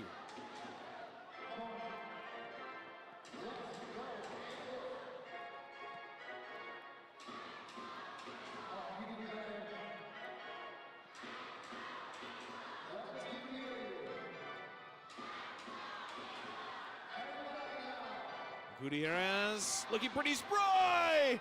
Fuzzled in the middle as Cardenas closed in. Childs croquets on Delp, but right to Poyo. If you're Major Cardenas, you just got to think it's not your night, Joe. You blast 3 from long range that all are just barely off the woodwork, and you said, fine, I can't hit one from 30 feet. I'll try one from a foot out, and that one can't even fall in for you. Cerda gets it back. Gonzalez, paddled away by Poyo. They're going to Might review be a that hand one. on Thomas. Childs is saying, please throw the challenge. Handkerchief, it has been thrown. You got to. I think the guys booted around before they actually whistle it dead. It'll be a challenge from San Diego, and this, at least at the initial glance, does appear to be pretty close. It resembles a handball, I'll say. Yes, the way that Thomas got in there, it makes sense that San Diego would challenge this one just because there wasn't a call in the field, so it's got to change. It's got to have enough to see the change. But here's my thing. The way it hit Thomas on my original...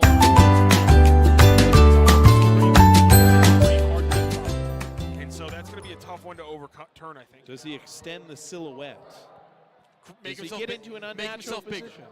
Make himself bigger, unnatural position, extend the silhouette. These are all the catchphrases that we see in the rule book to talk about what's the factor here. And I think that's going to be the key word here, because it hit him in the arm. There's no doubt. Nice save initially from Poyo. It was a beautiful save. And then Childs waiting on the other end. Tried to get one by from close range against Thomas. Gonzalez, who scored from that position. See, Thomas is going to come down from the corner here, and Mashad is right here, so it's later on in the play. So it's after Mashad kind of ricochets it off Thomas a little later in the play is where they're looking for, because Thomas, and that's my thing, is Thomas does a good job of keeping his arms near his body in the hustle and bustle of the phone booth, if you will. And so after this save, the ball gets pushed in the middle to Childs. And here it goes. And we take a look. So it's, now here's the thing. Now it's a partially obstructed view. But it hit him right under the elbow when his arms are up. And so it's right here, Joey. I would say he extends the silhouette there. It's more up here, I would say, but his arm is above his head. It hits him under the elbow as his arm's above his head. That's an extended silhouette, despite the thing is, it's an extended silhouette, but it's not an unnatural position. So where do you fall on that side of the rule? That's the question for Arturo Ibarra, Daniel Chesky, Michael Heath Jr., and Jeffrey Petrillo. Ibarra among them, the senior referee. Here's a call. Yep. Blue card, and indeed it is a handball. An obvious handball call. The question was the context around it. I think with the way the call was on the pitch, I'm not sure if I changed that, but at the same time, it's so egregious and obvious that I understand maybe ignoring the extra context about I've always being loved a natural that, position or not. Poetic phrase of the silhouette, because that's actually how I started my career as a very successful silhouette model. And I still get recognized all over the place for that. Thomas, he is into the penalty box. We'll have a penalty shot. This is a classic penalty shot, not a break-in or breakaway penalty shot. Gonzalez, who took the initial shot against Poyo, gets the honors. 4-3 ambush, 8:38 left of the third. Soccer's penalty shot. Are you saying you worked in a police department in 1986 and drew like chalk outlines? Is that what you're saying? Going CSI on him. So I don't think they've done that since I don't think they've done that since 1984. Gonzalez. I'm getting against too old Poyo for this Cortez. stuff.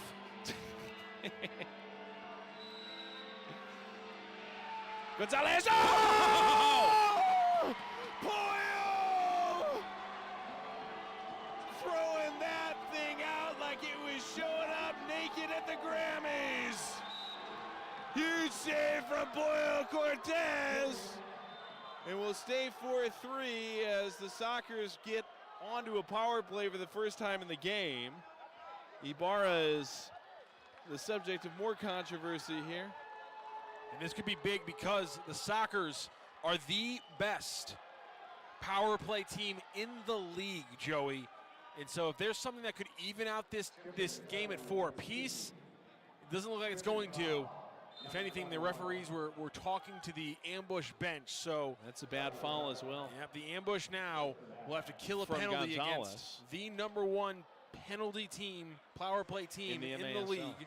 San Diego has scored on 61.5%, far and away the best in the MASL so far this season. Well, they guided forward with only about 90 seconds left on it. Gonzalez, who had that bad trip that allowed the ambush to get the ball out of the zone. Morales, rotation, Leo feeding, Childs scoring. Shelves it with 7:55. We're tied at 4s. Perfect play there by Childs. Mo NDI does a great job trying to get across. Unfortunately, when you're going against a guy like Childs, who scores like he does, one of the highest per game averages in league history, it's hard to stop it. This is St. Louis Ambush Soccer on MASL TV.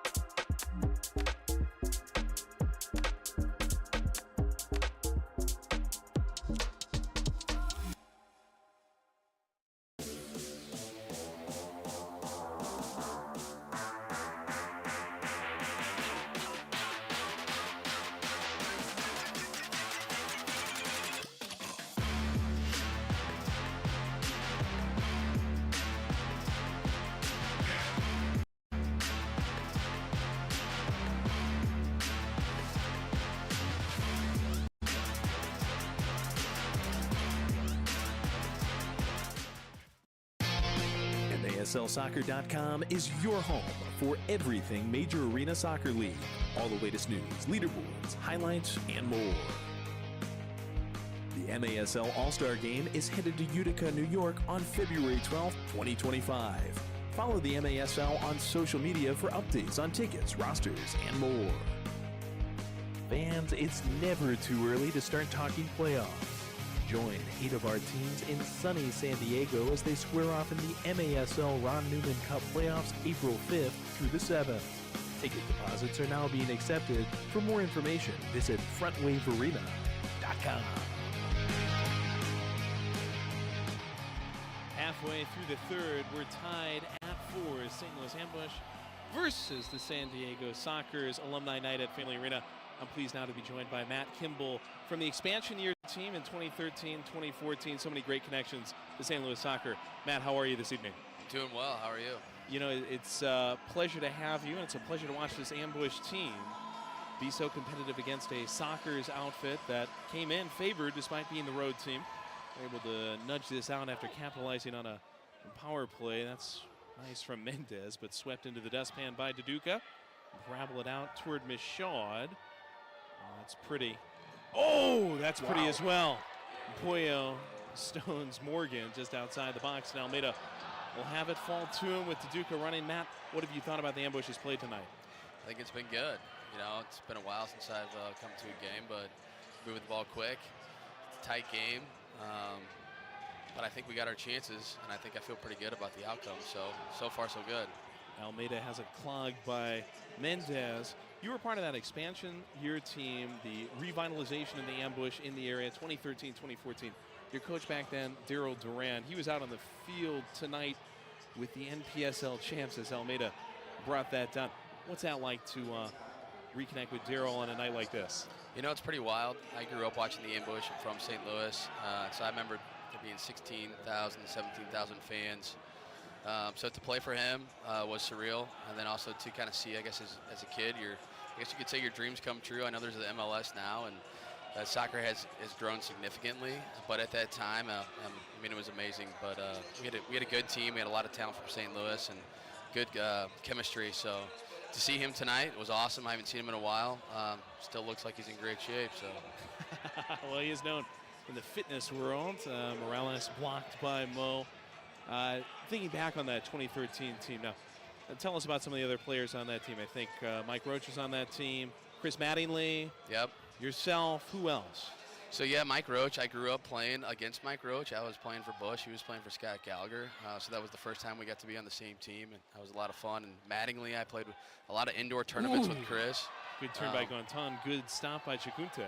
And so it's great to be in a professional environment with him. But yeah, Kyle Hobson. Play a lot of indoor tournaments with him as well.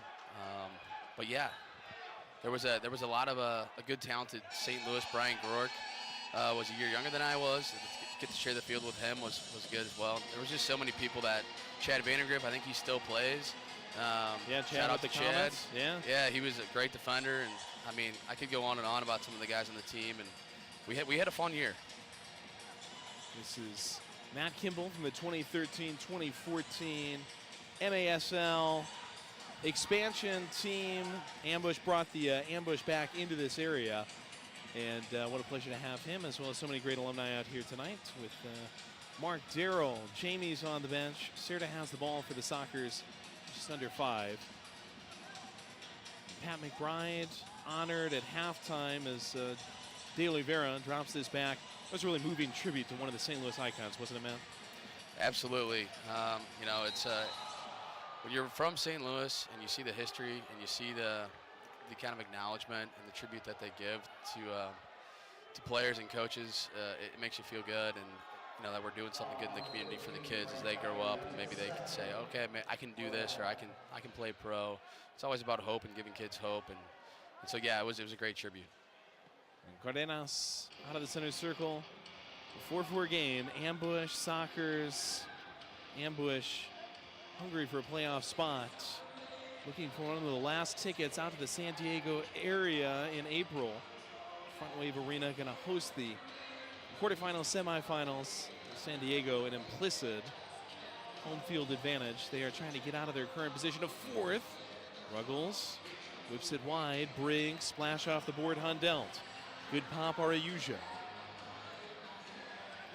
Araujo can't get turnage against Gonzalez.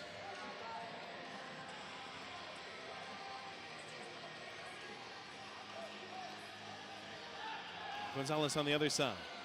Morales, 11 assists entering the weekend despite missing a few games. With the national futsal team, it's Charlie now back up top. Serta.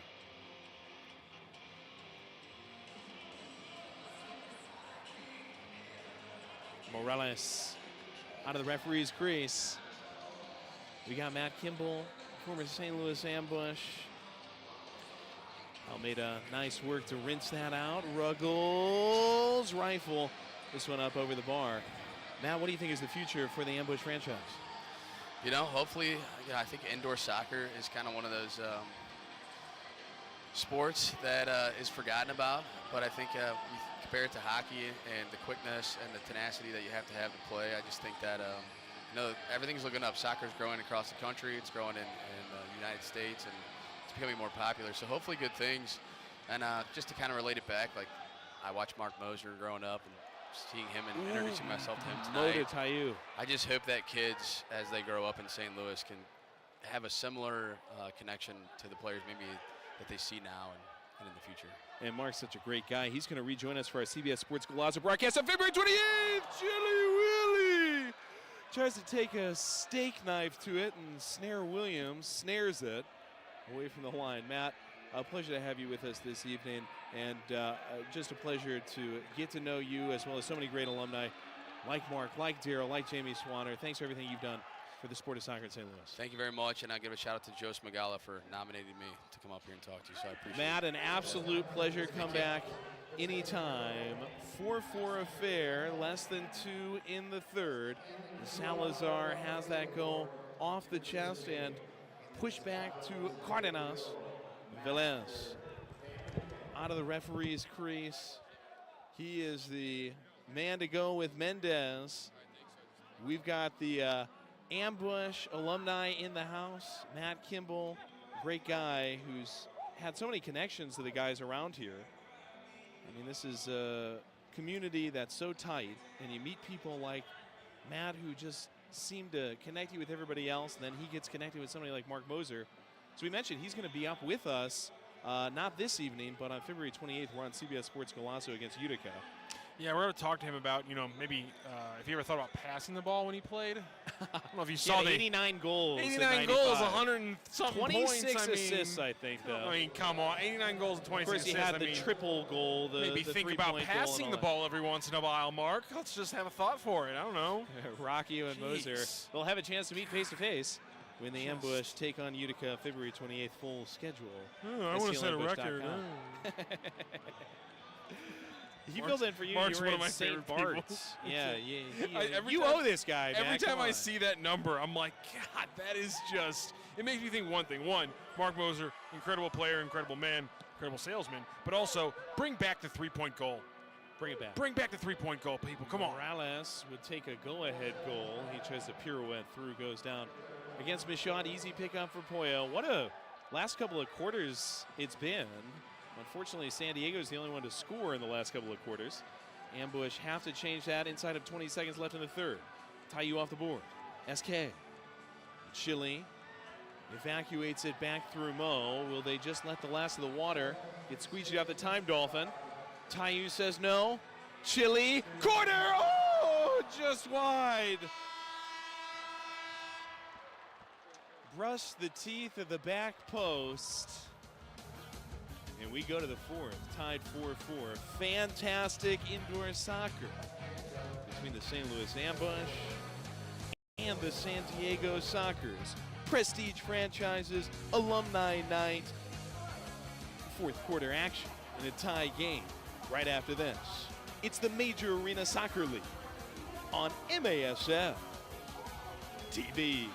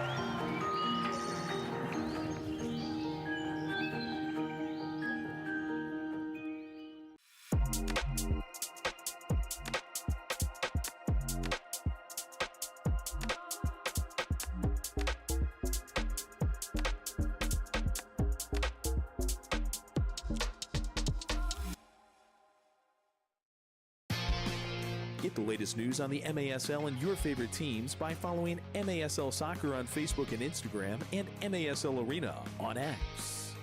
Catch MASL Monday every Monday night on MASL TV and on CBS Sports Golazo.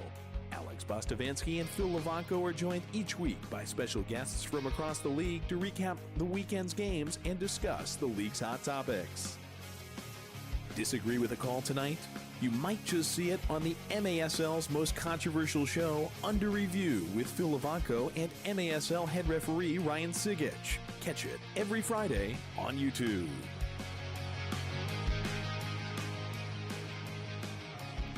The Ferris wheel in downtown St. Louis The city that made Ferris wheels famous back at the 1904 World's Fair. First ever soccer Olympics in America held at that fair. We don't have anybody that dates that far back, but Lucas Almeida, he at least dates back 10 years with the ambush. 35-year-old is the one who's taken charge in the huddle. We've got another look at the goal by San Diego. 4-4 our score. Good slide through Childs, the recipient of a pretty easy finish. He makes it look easy though all the darn time. He's the reason that we are at 4-4 as San Diego Soccer's team that's been tested all weekend. Preps for a final quarter in regulation. If you're new to the MASL, we would go to a sudden death overtime. 10 minutes if this one's tied after 4. And after that, we would see a shootout, though that's pretty rare. Ambush coming out of the corner as Miley Cyrus comes out of DJ Prue's booth area. Hopped off the plane at LAX with a dream and my cardigan. Welcome to the land of fame excess. Woo! Am I gonna fit in? When's that clock gonna start? Jumped in the cab, here I am for the first time. Look to right and I see the Hollywood sign. See, Joey, for this me, is also crazy. The question for this fourth quarter has to be, can they continue to hold down Savoy Morgan? Take it, Rocky. That's the question for me. I really think that's the biggest question. Can they hold down Tavoy Morgan? He's been there the entire game. He's been pushing the entire game. He can change this game, Joey. They got so their I put my hands up. They're I don't know what's playing gonna our happen. song. Butterflies fly you're away. Not in my head like yeah. Moving my hips like yeah. DJ Prue and all the flashlights on all the iPhones. Just Chakute able move to get those to the floor CBS and get Sports that out. branded shackles and look what happens. We didn't sing this on Galaza. Whether that was our choice, I'm not sure. Oh, flicked over the top. Copyright reasons, of over course. the face of the goal. Chakute tries to email out. Gonzalez has been a pest on the take. Give Gutierrez. Miley's very litigious. It's a big audience. Definitely not a Nashville party. Hundell up over the bar, and a crazy spin will set San Diego up well. Taxi man had radio. I'm confused now. See, when you know the there words, we go. it works better. And a Britney song was on. And a Britney song was on. So I got my hands up playing my song. This is a dangerous spot here for the ambush defense. Away. Not in my head like yeah. Joey, we talked a lot about the offense. Like, Scoring 4 in that first quarter, huge. Oh! Stung by Costa. Leg save from Pollo. They haven't been able to chip one past. Party in the since that first quarter. USA, Axel Chakute downfield for Tayu. Might have been a handball there on Costa. Ambush bench, irate. Almeida wins it back. Tayu lefters launch over the corner. Off the bounce. Has it stopped by a sliding Costa. Rainbows it up for Snare Williams to snatch. You got to give credit to the. I thought he touched that with a hand. Got to be credit to the soccer defense. You got to give credit also to Salvaggio and company for making the change to Snare Williams and shutting down the ambush the last 2 quarters. Salazar! Oh, with the cuticles, Cortez. And I'm sure at this point in Pardo's career, he is able to take himself out of the game. I wonder if he said, hey, I just don't have it tonight. He was making some big-time mistakes. Ruggles, too high. Really, I mean, the only last time we saw the goal, Tayu hammered that one and just kind of snuck it past him with pure strength and guile. And they've shut him down, Joey. Since then, they've shut him down. Shots on goal favoring the Sockers. Cortez sticks a foot in against Ruggles. And the ambush scored. NDI ladling. The ambush scored those 4 goals on 8 shots on goal. So they only tacked up even 5 shots on goal in the last 2+ quarters, Joey. So it's not even about the finishing. It's that the offense isn't generating the possession and then converting that into shots the way they were in that first quarter, and that could bite them. You had this game right in your grasp, and you just have failed to build on what was a very unexpected start. Leads of 2-0 and 4-2. We're now tied 4-4 as Araujo. He's made to kiss glass by Acosta. 12:21 to go in regulation. Great game, Ambush Sockers. They got to start generating some shots, though, Joey. And they got to be able to slow down this Soccer offense. Almeida was hoisted. SK bursts through, falls back, and gets kicked off of the ambush by Serta. You give this many talented players 30, 35 shots on goal, they will score a 5th goal at one point, Joey. So right now the numbers really breaking away from the ambush. They've got to turn this things around. A hot 6-7 minutes here where they can control this game like they did in the first. That's what's needed right now. They got to pull this one out. Still, though, with this injury-riddled roster, this Sockers team hasn't exactly been a behemoth in scoring. 6.5. No. It's a respectable number. It's about the defense with them. If we could keep them to 6. They squeeze the life out of you. Have you seen the last 35 minutes? They squeeze the life out of you. Empty the ketchup bottle. Leo blocked by Chacunte. These block shots have been massive for the ambush. Mo and Axel, Araujo, all the guys. Joey, that 33 shots on goal isn't affected by those block shots. So, I mean, we're talking about almost 50 times where the Sockers have tacked one up and put a shot, attempted, and the ambush still have only let in 4. Serta. Tipped by Araujo. Hundell treadmills to SK. SK gets through. Chile!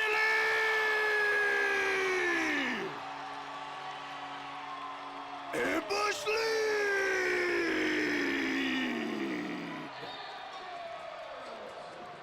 Do it all yourself. Chili Willie SK, if you saw the quick play on the back, Araujo got out quick, and they got Frank Thomas out as an outlet for Will SK. But Will SK just closes off that complete right side, takes it, lowers his shoulder, beats the man one-on-one, finds his space, and absolutely scorches one past the goalkeeper. What an incredible play for Chili Willie SK. What a goal to beat Xavier Sneer-Williams. Incredible play. We were just talking about this offense, not able to crack through for over 30 minutes against this San Diego defense, and all they needed was a blitzing run from Chili Willie SK. Check them out at the MASL All-Star Game from Utica, February 12th. More information at maslsoccer.com. The game will be broadcast through CBS Sports. Galazzo, go-ahead goal.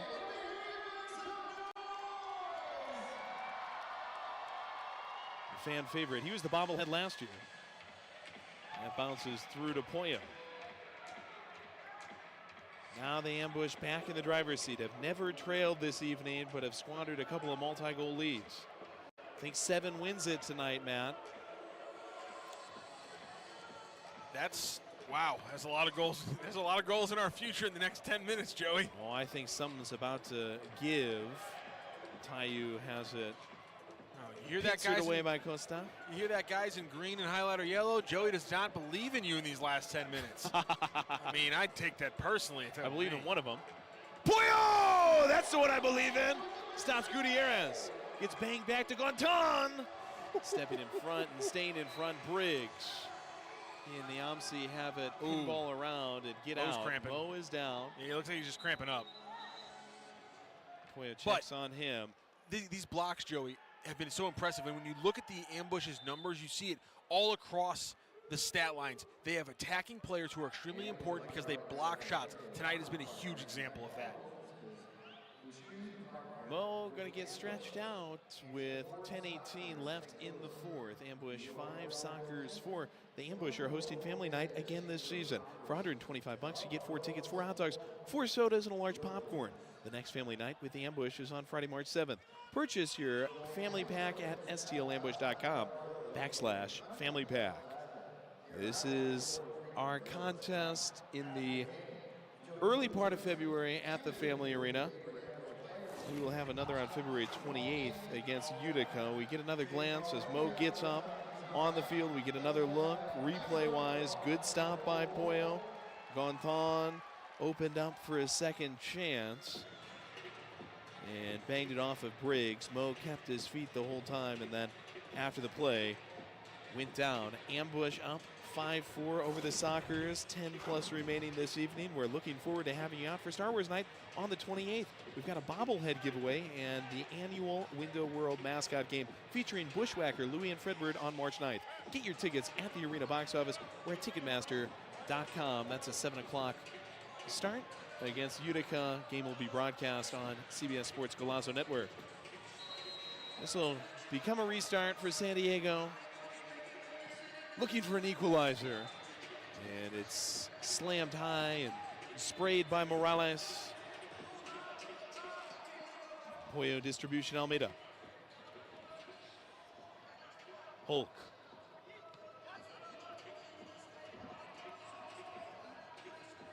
Get ready for an exciting night of action as the Chihuahua Savage take on the San Diego Sockers. Two powerhouses, one unforgettable showdown. It's a Valentine's Day battle you won't want to miss. Tune in for all the high-flying action, fierce rivalry, and unforgettable moments. It's the Chihuahua Savage versus San Diego Sockers live this Valentine's Day, only on the National Soccer Network. Almeida settled for the volley, now tries again, blasts it into Snare Williams' gloves. Sent out around Thomas. Gonton off the races with Morales. Hundelt back to Duca, gets back. Gonton rolls it, one in Leo. Almeida disrupts. Cerda pushes it back to Gonton, slowed down with Ruggles. 9 to go. Off the wall, Pollo. Stretch arm strong, gets a piece. Whoa, Joey, come on. Go with the times, Mr. Fantastic. Morales sent it through. Now the Sockers win it back. Good work by Michaud to make it fuzzy against Mendez. He is whistled for the foul, but that's not the worst of all possible worlds. Try to keep us on our toes. Michaud's cramping up too. He's getting stretched out on the bench though by Mo NDI. Well, he knows something about it. Yeah, doesn't he though? Two guys who have pretty much overlapped in their 2 stints with the ambush. 8.5. Mendez turn. Splash. Just out of Pollo's reach. Gives the Sockers another try. Mendez. De Oliveira. Down to Mendez, running baseline, back to De Oliveira, just misses. Up over the frame, Cerda through the middle, Briggs toes it out. 8 minutes left. Snare Williams, he's kept San Diego in this game. Does his offense have something in front of him? He's played from the second on. Pollo has played from the third on the other side. 4 different goalkeepers in the game. De Oliveira. And Delton Briggs in front. Briggs still in front. Cerda. Mendez. Chicunte right there to thwart. De Oliveira. An array of daylight. SK takes it away. Axel Chicunte gets it over the catwalk. Well, under the catwalk, over the little metal piece under it. That's got to be worth something, right, Joey? Through the rafters. That's got to be worth something, right? That was awesome. That should be a goal right there. It should be 6-4. SK's called for a foul on the other side. It's like when a Dallas punter hits the scoreboard. Chicunte, a moon ball out. I hope the broadcast caught part of that a angle. great evening for him. He scored. I like how we're adding that as part of his great evening. Costa. Let's slip into the box. Good defense by Niamsi. Almeida out to Fredshi, less than 7, ambush up by 1. Niamsi wants to make it 2. Squeeze through, not let through. Morales jars it diagonally. Wow. Thomas, what a good play. Work to slide back in front of Gonzalez. What a play by James Thomas on defense there, wow. Reaching his leg out. Niamsi stopped by Cardenas. Goofy angle. Text message back through the keeper, Snare Williams. Gonzalez, 6'17". San Diego They fought valiantly, backside of a back-to-back in KC and St. Louis. Their big names relatively quiet tonight, though Morgan and Childs each have a goal. Space! But it's just wide. Cerda, after the miss, ends up with Gonzalez. Costa.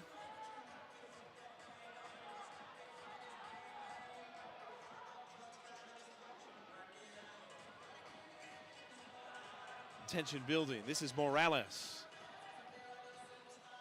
Morales, who just had that shot wide with 5:20. Gutierrez.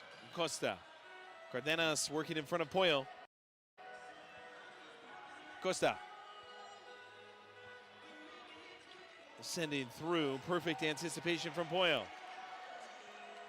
Clean take. Fans appreciate it. Salazar off the header by Gonzalez.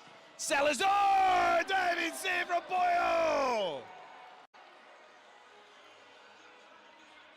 Charlie. Gonzalez back! Boom! Salazar! Falling down and winging it across the face of goal, too high and out of play. Pancho Salazar has been a big part of the game today for San Diego, but just barely missing it. In our online world, we have access to endless communication channels. But despite our online connections, one dynamic will always separate the value in a phone call from an email, and that's relationship.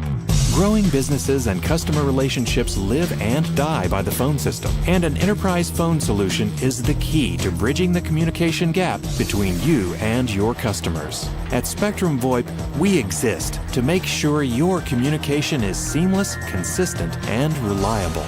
With simple pricing and reliable support, we dramatically reduce your telecommunication expenses. We come to you to install, train, and onboard your team, and our 24/7 support team is always available to help.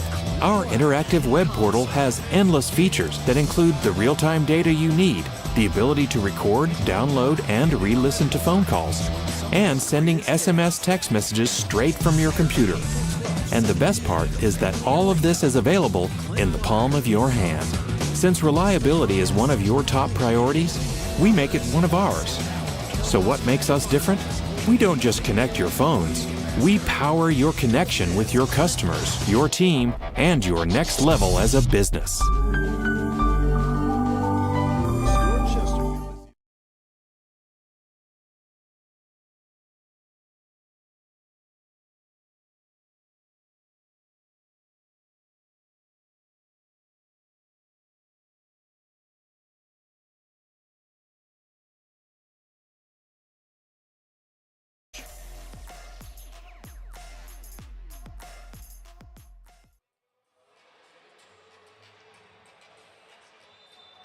Five-four ambush, a little bit past the mathematical halfway point of the fourth.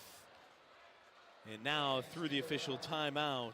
Ambush being outshot 36-16, but we led by a goal at half, 4-3, and have turned it into a 5-4 advantage down the back stretch of this ball game. Pollo Cortez in net has allowed just one goal. He has stopped a penalty shot. Started the game on the bench, but a pre-planned switch with Paulo. Paulo 7 saves tonight, Pollo 12. God, what a combination of a goalie performance from those two.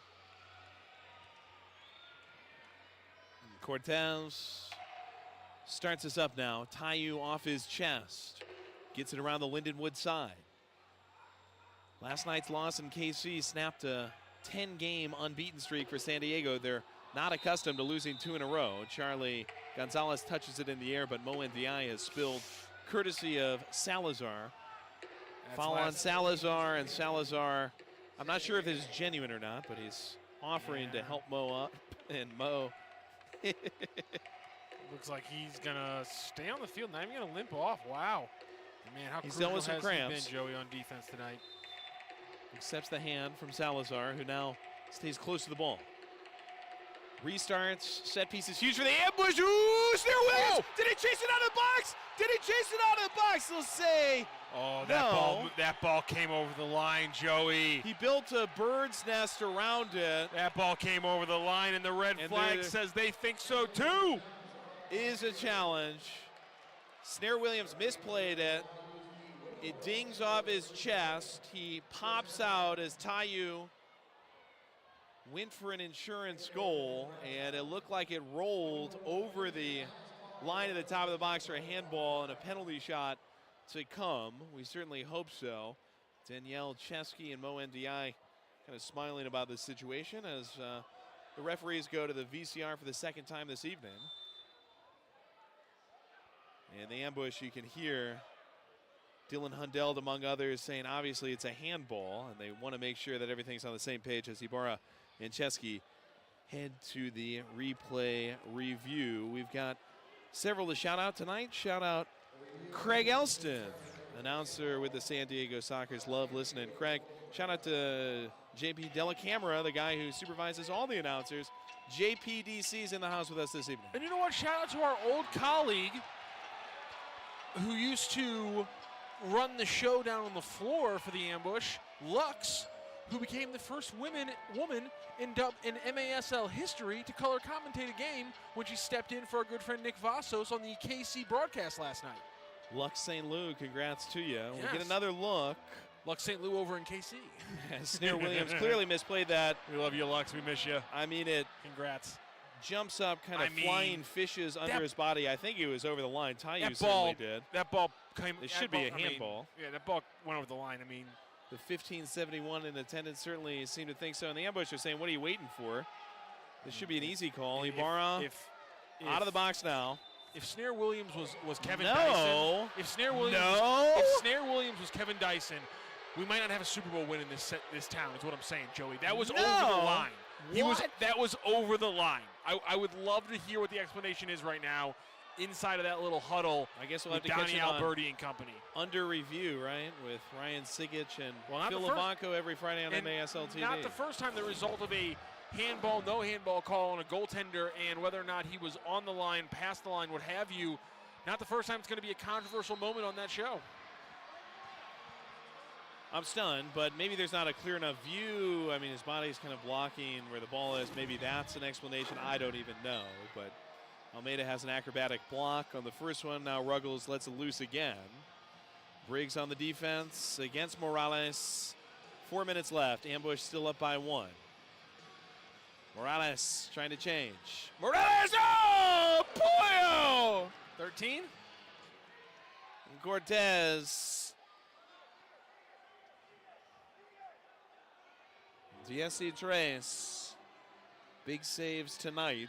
Serda leaving back Ruggles. This is going to be a bit of an uphill battle against a Sockers team that'll throw a lot against the wall.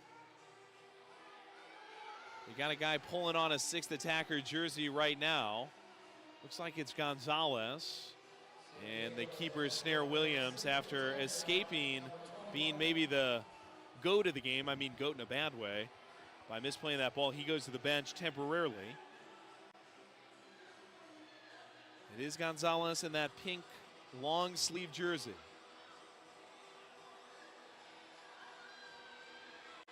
Morales. It's good work by Mendez just to keep it, but that was all he could do. Almeida was right there.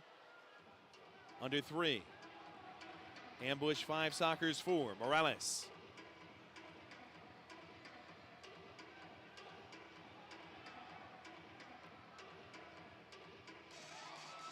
Point out, Joey, we talk about how the ambush, or how the Sockers, one of the best power play teams. Obviously, this is a little bit different, but still man-up situation. The ambush, one of the best man-down teams in the league, 3rd in the league in penalty kill. So, a little different situation, but still. Oh, down low, they'll tie it. Morales waiting back stick and gets it in the mousetrap. It's deflected by Pollo, but does bounce home. 2:28. They use the pink jersey, and I think these boos are directed to the referee and crew. This is really a 2-goal swing by not getting the handball call. And then Morales making it 5-5 on the other end shortly thereafter. Ambush had overloaded the right side of the defense. So all you had to do, get your extra man, play it to the backside, the weak side where no ambush player was really playing on that side of the field. It was all strong side over on the opposite side. Play it over to the backside of the post.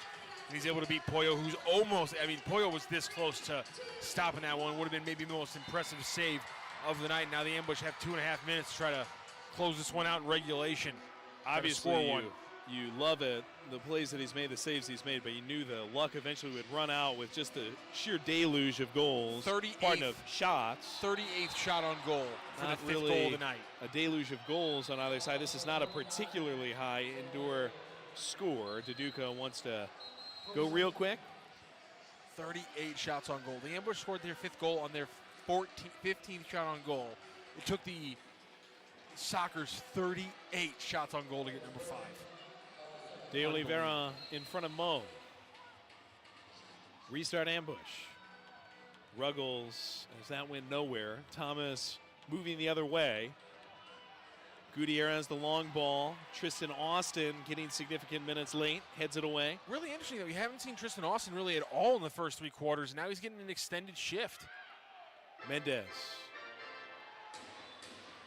By the way, Joey, we haven't mentioned it because the Sockers have controlled a lot of the games since the start, but 3 a.m. bus in, short schedule, back-to-back games. Late in this game, does an overtime period, does it break in the ambush's favor? After the Almeida foul, De Oliveira gets it to the top of the bow. I'm not sure the ambush are quite ready. Luckily, yeah, he used his arm to play that one. It ends up as a thwarted attempt. There's a challenge flag on the field. San Diego has maintained its challenge after throwing it earlier in the game. And I'm wondering about a potential handball here. They're going to review. 1:47 left in regulation. 5-5. It's been announced as too many men as the review. Did the ambush get caught here? Did the ambush get caught coming off the bench? Was it 6 on the field as they started kind of by surprise? And there's a play on the ground as well as Almeida tried to get in front of Leo de Oliveira, or I should say Thomas tried to get in front of him. Well, they're going to take a look at a couple of different aspects. 1:47 left in the 4th. We will see if the ambush got a little bit out of sorts on the switch. Was there a man too many out on the field? Kind of counting things up. And San Diego had kind of a time of it as well, just getting on the same page. Yeah, based on the angle we have there, Joey, it does look like something might have gone that it shouldn't. They're waving somebody off. Yeah, that seems a little damning. Just circumstantial evidence. Let's see what Ibarra has to say. Nothing. All right, baby. Wow. And the fan applause is a way of saying you have been forgiven. Bottom line is Childs in disbelief. This group that has come a long way from San Diego. Phil Salvaggio's team with Shiki Luna and the rest. I mean, Shiki Luna, the best dressed coach in the league. They are a bunch that gets to where they are by winning tight games. They thought a call should go their way, and maybe a little gamesmanship, thinking they could sneak it in. They find themselves still tied. $1.30 left in the change jar. De Oliveira. Less of a trying to sneak it in and more. I think Morgan posting up against Thomas.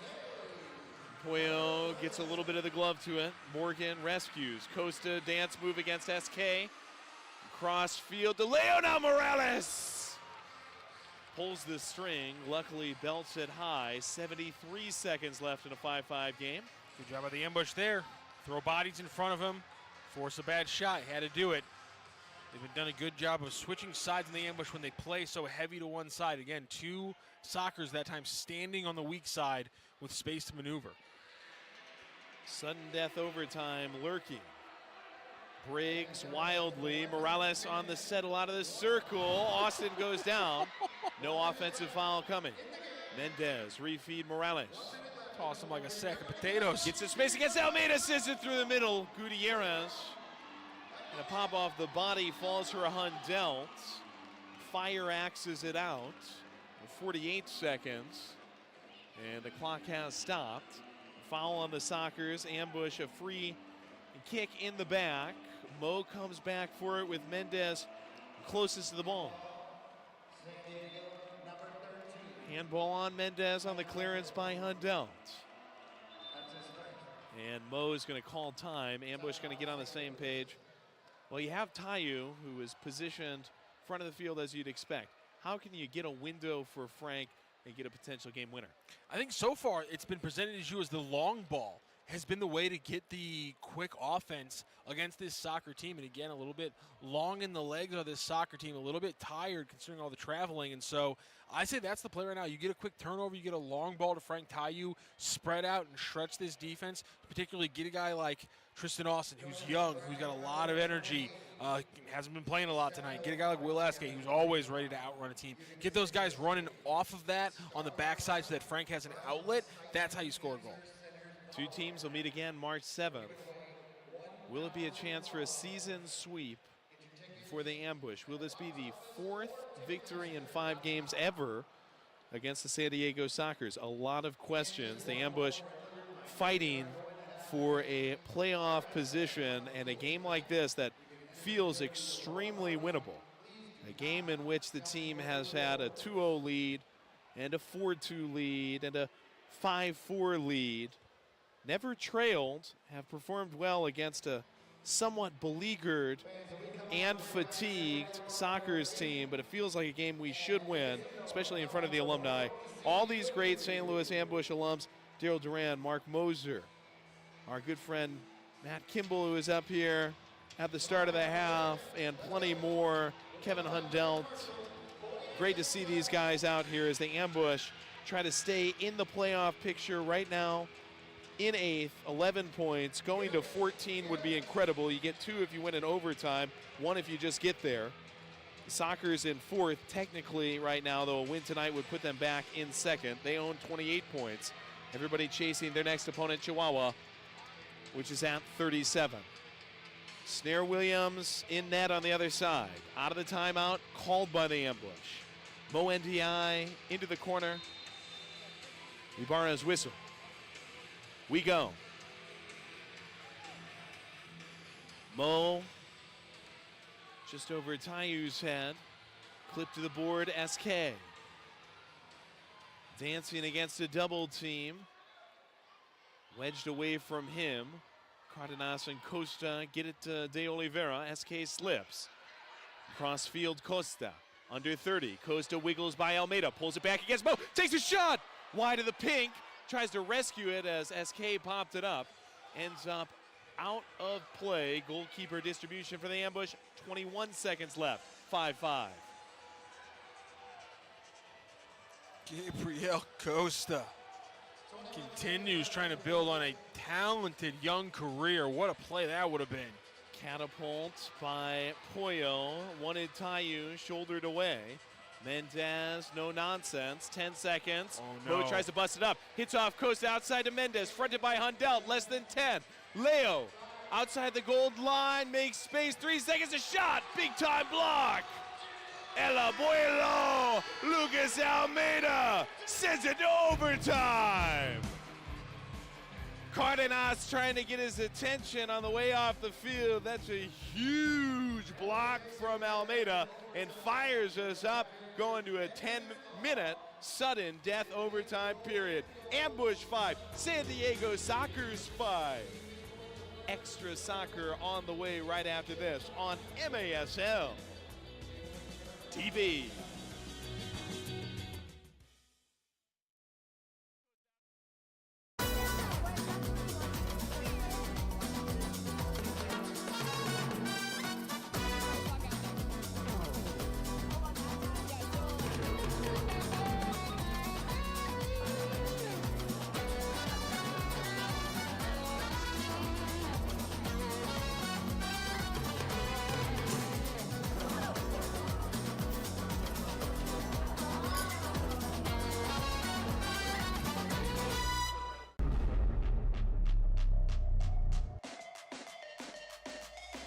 Restore Chesterfield is the official wellness and recovery center for your St. Louis Ambush. We offer cryotherapy, IV drips, hyperbaric oxygen, and so much more. Bring your ticket stub and receive 1 free core service. See you soon, and go Ambush!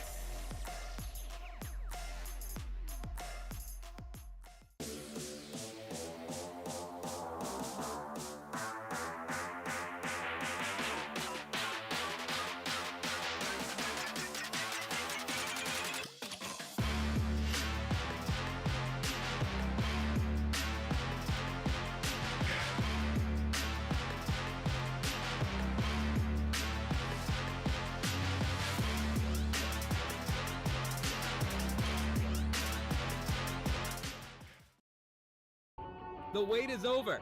The 2025 MASL season is here. Bigger and better than ever. Get ready for high-speed action, jaw-dropping goals, and fierce competition as your favorite teams battle it out on the field. With intense rivalries, unforgettable moments, and new stars rising, the MASL delivers excitement every week. Get your tickets now and be part of the excitement, because this season, the action is non-stop.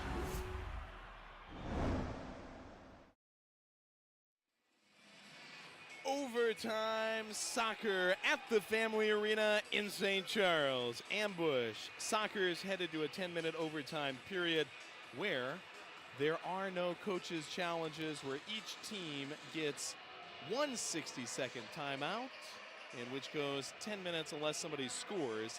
After that, we'd have a shootout of 3 shooters minimum for each team. Ambush have withstood a barrage of shots tonight to get a chance to beat one of the best in the MASL. Duduka starts it up, and Hundelt spoons it along. This will immediately bounce up to the fans. Going to be interesting to see the Ambush or the Sockers make any change. Who's your players here? Do we see any of the older Sockers, maybe those who've had the longest runs over the last 24, 48 hours? Do they maybe see more of the bench? Moving it well already. Moving with De Oliveira. Shot. Oh, he almost ended it right there. Gonzalez, who's been a threat all evening, takes it off the boards. Danger of this Sockers team. Again, more of a defensive identity, putting them in the top half of the league, but so many different players on offense can be the ones that really make the impact. Charlie. Oh, Jaden Thomas on the take. Ambush, can we get numbers? Clever loop by Duduka. Head on Thomas against Serta. James Thomas. Serta bumps it away. Chakute turns. Stop Tayu! Gets under it. Cherda with some game-saving defense, Joey. And Tayu put in so many goals, but just couldn't get that one down. Well, Tayu sending up the elevator shaft. Snare Williams sends it to the head of Briggs. Deflects outside, Tayu against Ruggles. Will it be? Ruggles and Gonton in on the action. Tayu asserts himself, gets whistled for the foul. Ruggles does not like that ref right now after him move the ball just back a half a foot. Snare Williams. Mo bounces toward Gonton. Almeida forces it back toward the center line. Ruggles, 90 seconds into this 10. Morgan, great turn, a shot! Luckily off the mark. Ruggles jousted away by the foot of Pollo. SK, long launch. Snare Williams puts out the candle and sends it to the fans. Ambush can catch the breath. 8:07 to go in OT. It is rare to see us get to a shootout. I believe it's been a few years since we've gotten to a shootout here at the Family Arena. That structure has changed during our 4-year tenure. Up on this little perch above the halfway line. Tayu back to Mo. Gutierrez takes it off the wall. SK to Almeida. Almeida has an overtime winner December 28th against KC. Tayu turn. Gutierrez there. Good ball, but better Clearance defense. By Cardenas. Oh, Tayu whistled after he was getting the shot off. Basically, it ends up caroming to the fans again. Cardenas. There is no foul on the play, but they give it to him because it went to the fans. Referee was saying that was my bad. Ibarra acknowledges a little bit of a mistake, but nothing that really matters. Mendez, 7.5. Hundelt. Public Park, De Oliveira. Cardenas comes back to the equator. Sneer Williams out of the goal. The backup lightly used in place of Pardo most of the way tonight. Good defense by Briggs against Cerda. Luis Perez locked up on the board by Gutierrez. And that was actually Gonzalez. Correction on that. That Briggs kind of moved away to win that ball. Gonzalez was not happy about it. 7. Duduka, his signature back down. Hundelt in the back. Dylan, good ball. Just not quite to Duduka, was waiting for it. Wins it back, Niamsi. Frenchie, who has a game winner here. Give inside, Thomas, back out to Duduka! Missing it slightly, Almeida the next. Leo blocks that. Duduka had a look and sent it high wide. Pollo reserving him. Duduka. Duduka. Oh, thwarted again. Gonzalez. Mendez putting pressure in the ambush yard. 6:15.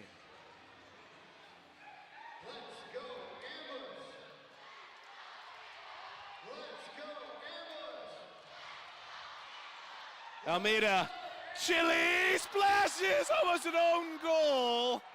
Snare Williams, grateful as that ball ballooned off of Cerda.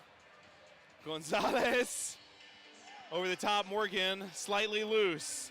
Luckily, it walks the tightrope and comes down on the audience side. What an overtime period so far, getting close to a potential halfway point. Mo NDI with the score still 5-5. Looping SK, chesting Almeida has a getaway, flutters to the fans. You can tell both teams are just battling. What a game. Ruggles, Morgan.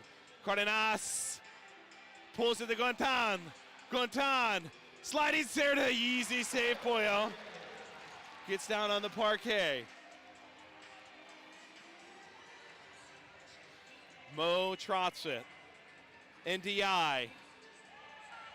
Stolen away by Mendez with a little help from Gontan. Costa to Mendez. Mendez, left foot, he scores! San Diego. They'll get 2 points tonight. Mendez shows him the name. The fans rain down the shame. A heartbreaker for the ambush. After never trailing this evening, Mendez buries one far post against Pollo Cortez, who was fantastic in the second half in OT. It is 1 point this evening for St. Louis. San Diego will get an overtime win. The Sockers led by 3 players over the age of 40, but it's the one player born after the new millennium who scores the game-winning goal. It's the young legs in 2 games within 48 hours that are able to get the final play. Gen Z. What a play. Sebastian Mendez rocks it. Incredible play for them, and just crucial for the Sockers to get out of the Midwest. And he still has not put his shirt on, though he's starting to pull it on. As we get set to toss down to Angela Sharp with our All-Star of the game momentarily. Well, again, tough to stomach for the ambush, but in some ways now business as usual for San Diego. 11 overall wins on the season, and their last 2 wins have come in overtime. They also won 4-3 last weekend in OT at home against Tacoma. Ambush, you wish we had more to show for it because it is, I think, one of the best games of the season and really one of the best games I think this team has played over the last couple of years at the Family Arena. You think back, though, on Tayu and Duduka at the outset of overtime, not being able to capitalize in front of the goal. Now, they were flying all over. They were making it very difficult and deep, but I'm sure there's a bit of regret that we couldn't score somewhere in those first 4.5 minutes. Yeah, and I think that extends, Joey, really to the middle 39, 40 minutes of the game, where you open up with 4 goals in the first quarter, and then you get shut out for the second and third quarters. And obviously you get that 5th one in the 4th before they tie it back up. But that's the biggest thing. It's going to be the scoring droughts that you look at, because we talked about it with Coach Alberti before the game. How do you fix the offense in the first quarter? They did that, Joey. I didn't think that would be the biggest and the easiest solve, and then there'd be all these other things the Ambush would have to overcome tonight. But that turned out to be the easiest thing. 4 goals in the first quarter after only scoring 5 the entire season up to this point. Incredible turnaround. Get ready for an exciting night of action as the Chihuahua Savage take on the San Diego Sockers. 2 powerhouses, 1 unforgettable showdown. It's a Valentine's Day battle you won't want to miss. Tune in for all the high-flying action, fierce rivalry, and unforgettable moments. It's the Chihuahua Savage versus San Diego Sockers live this Valentine's Day, only on the National Soccer Network.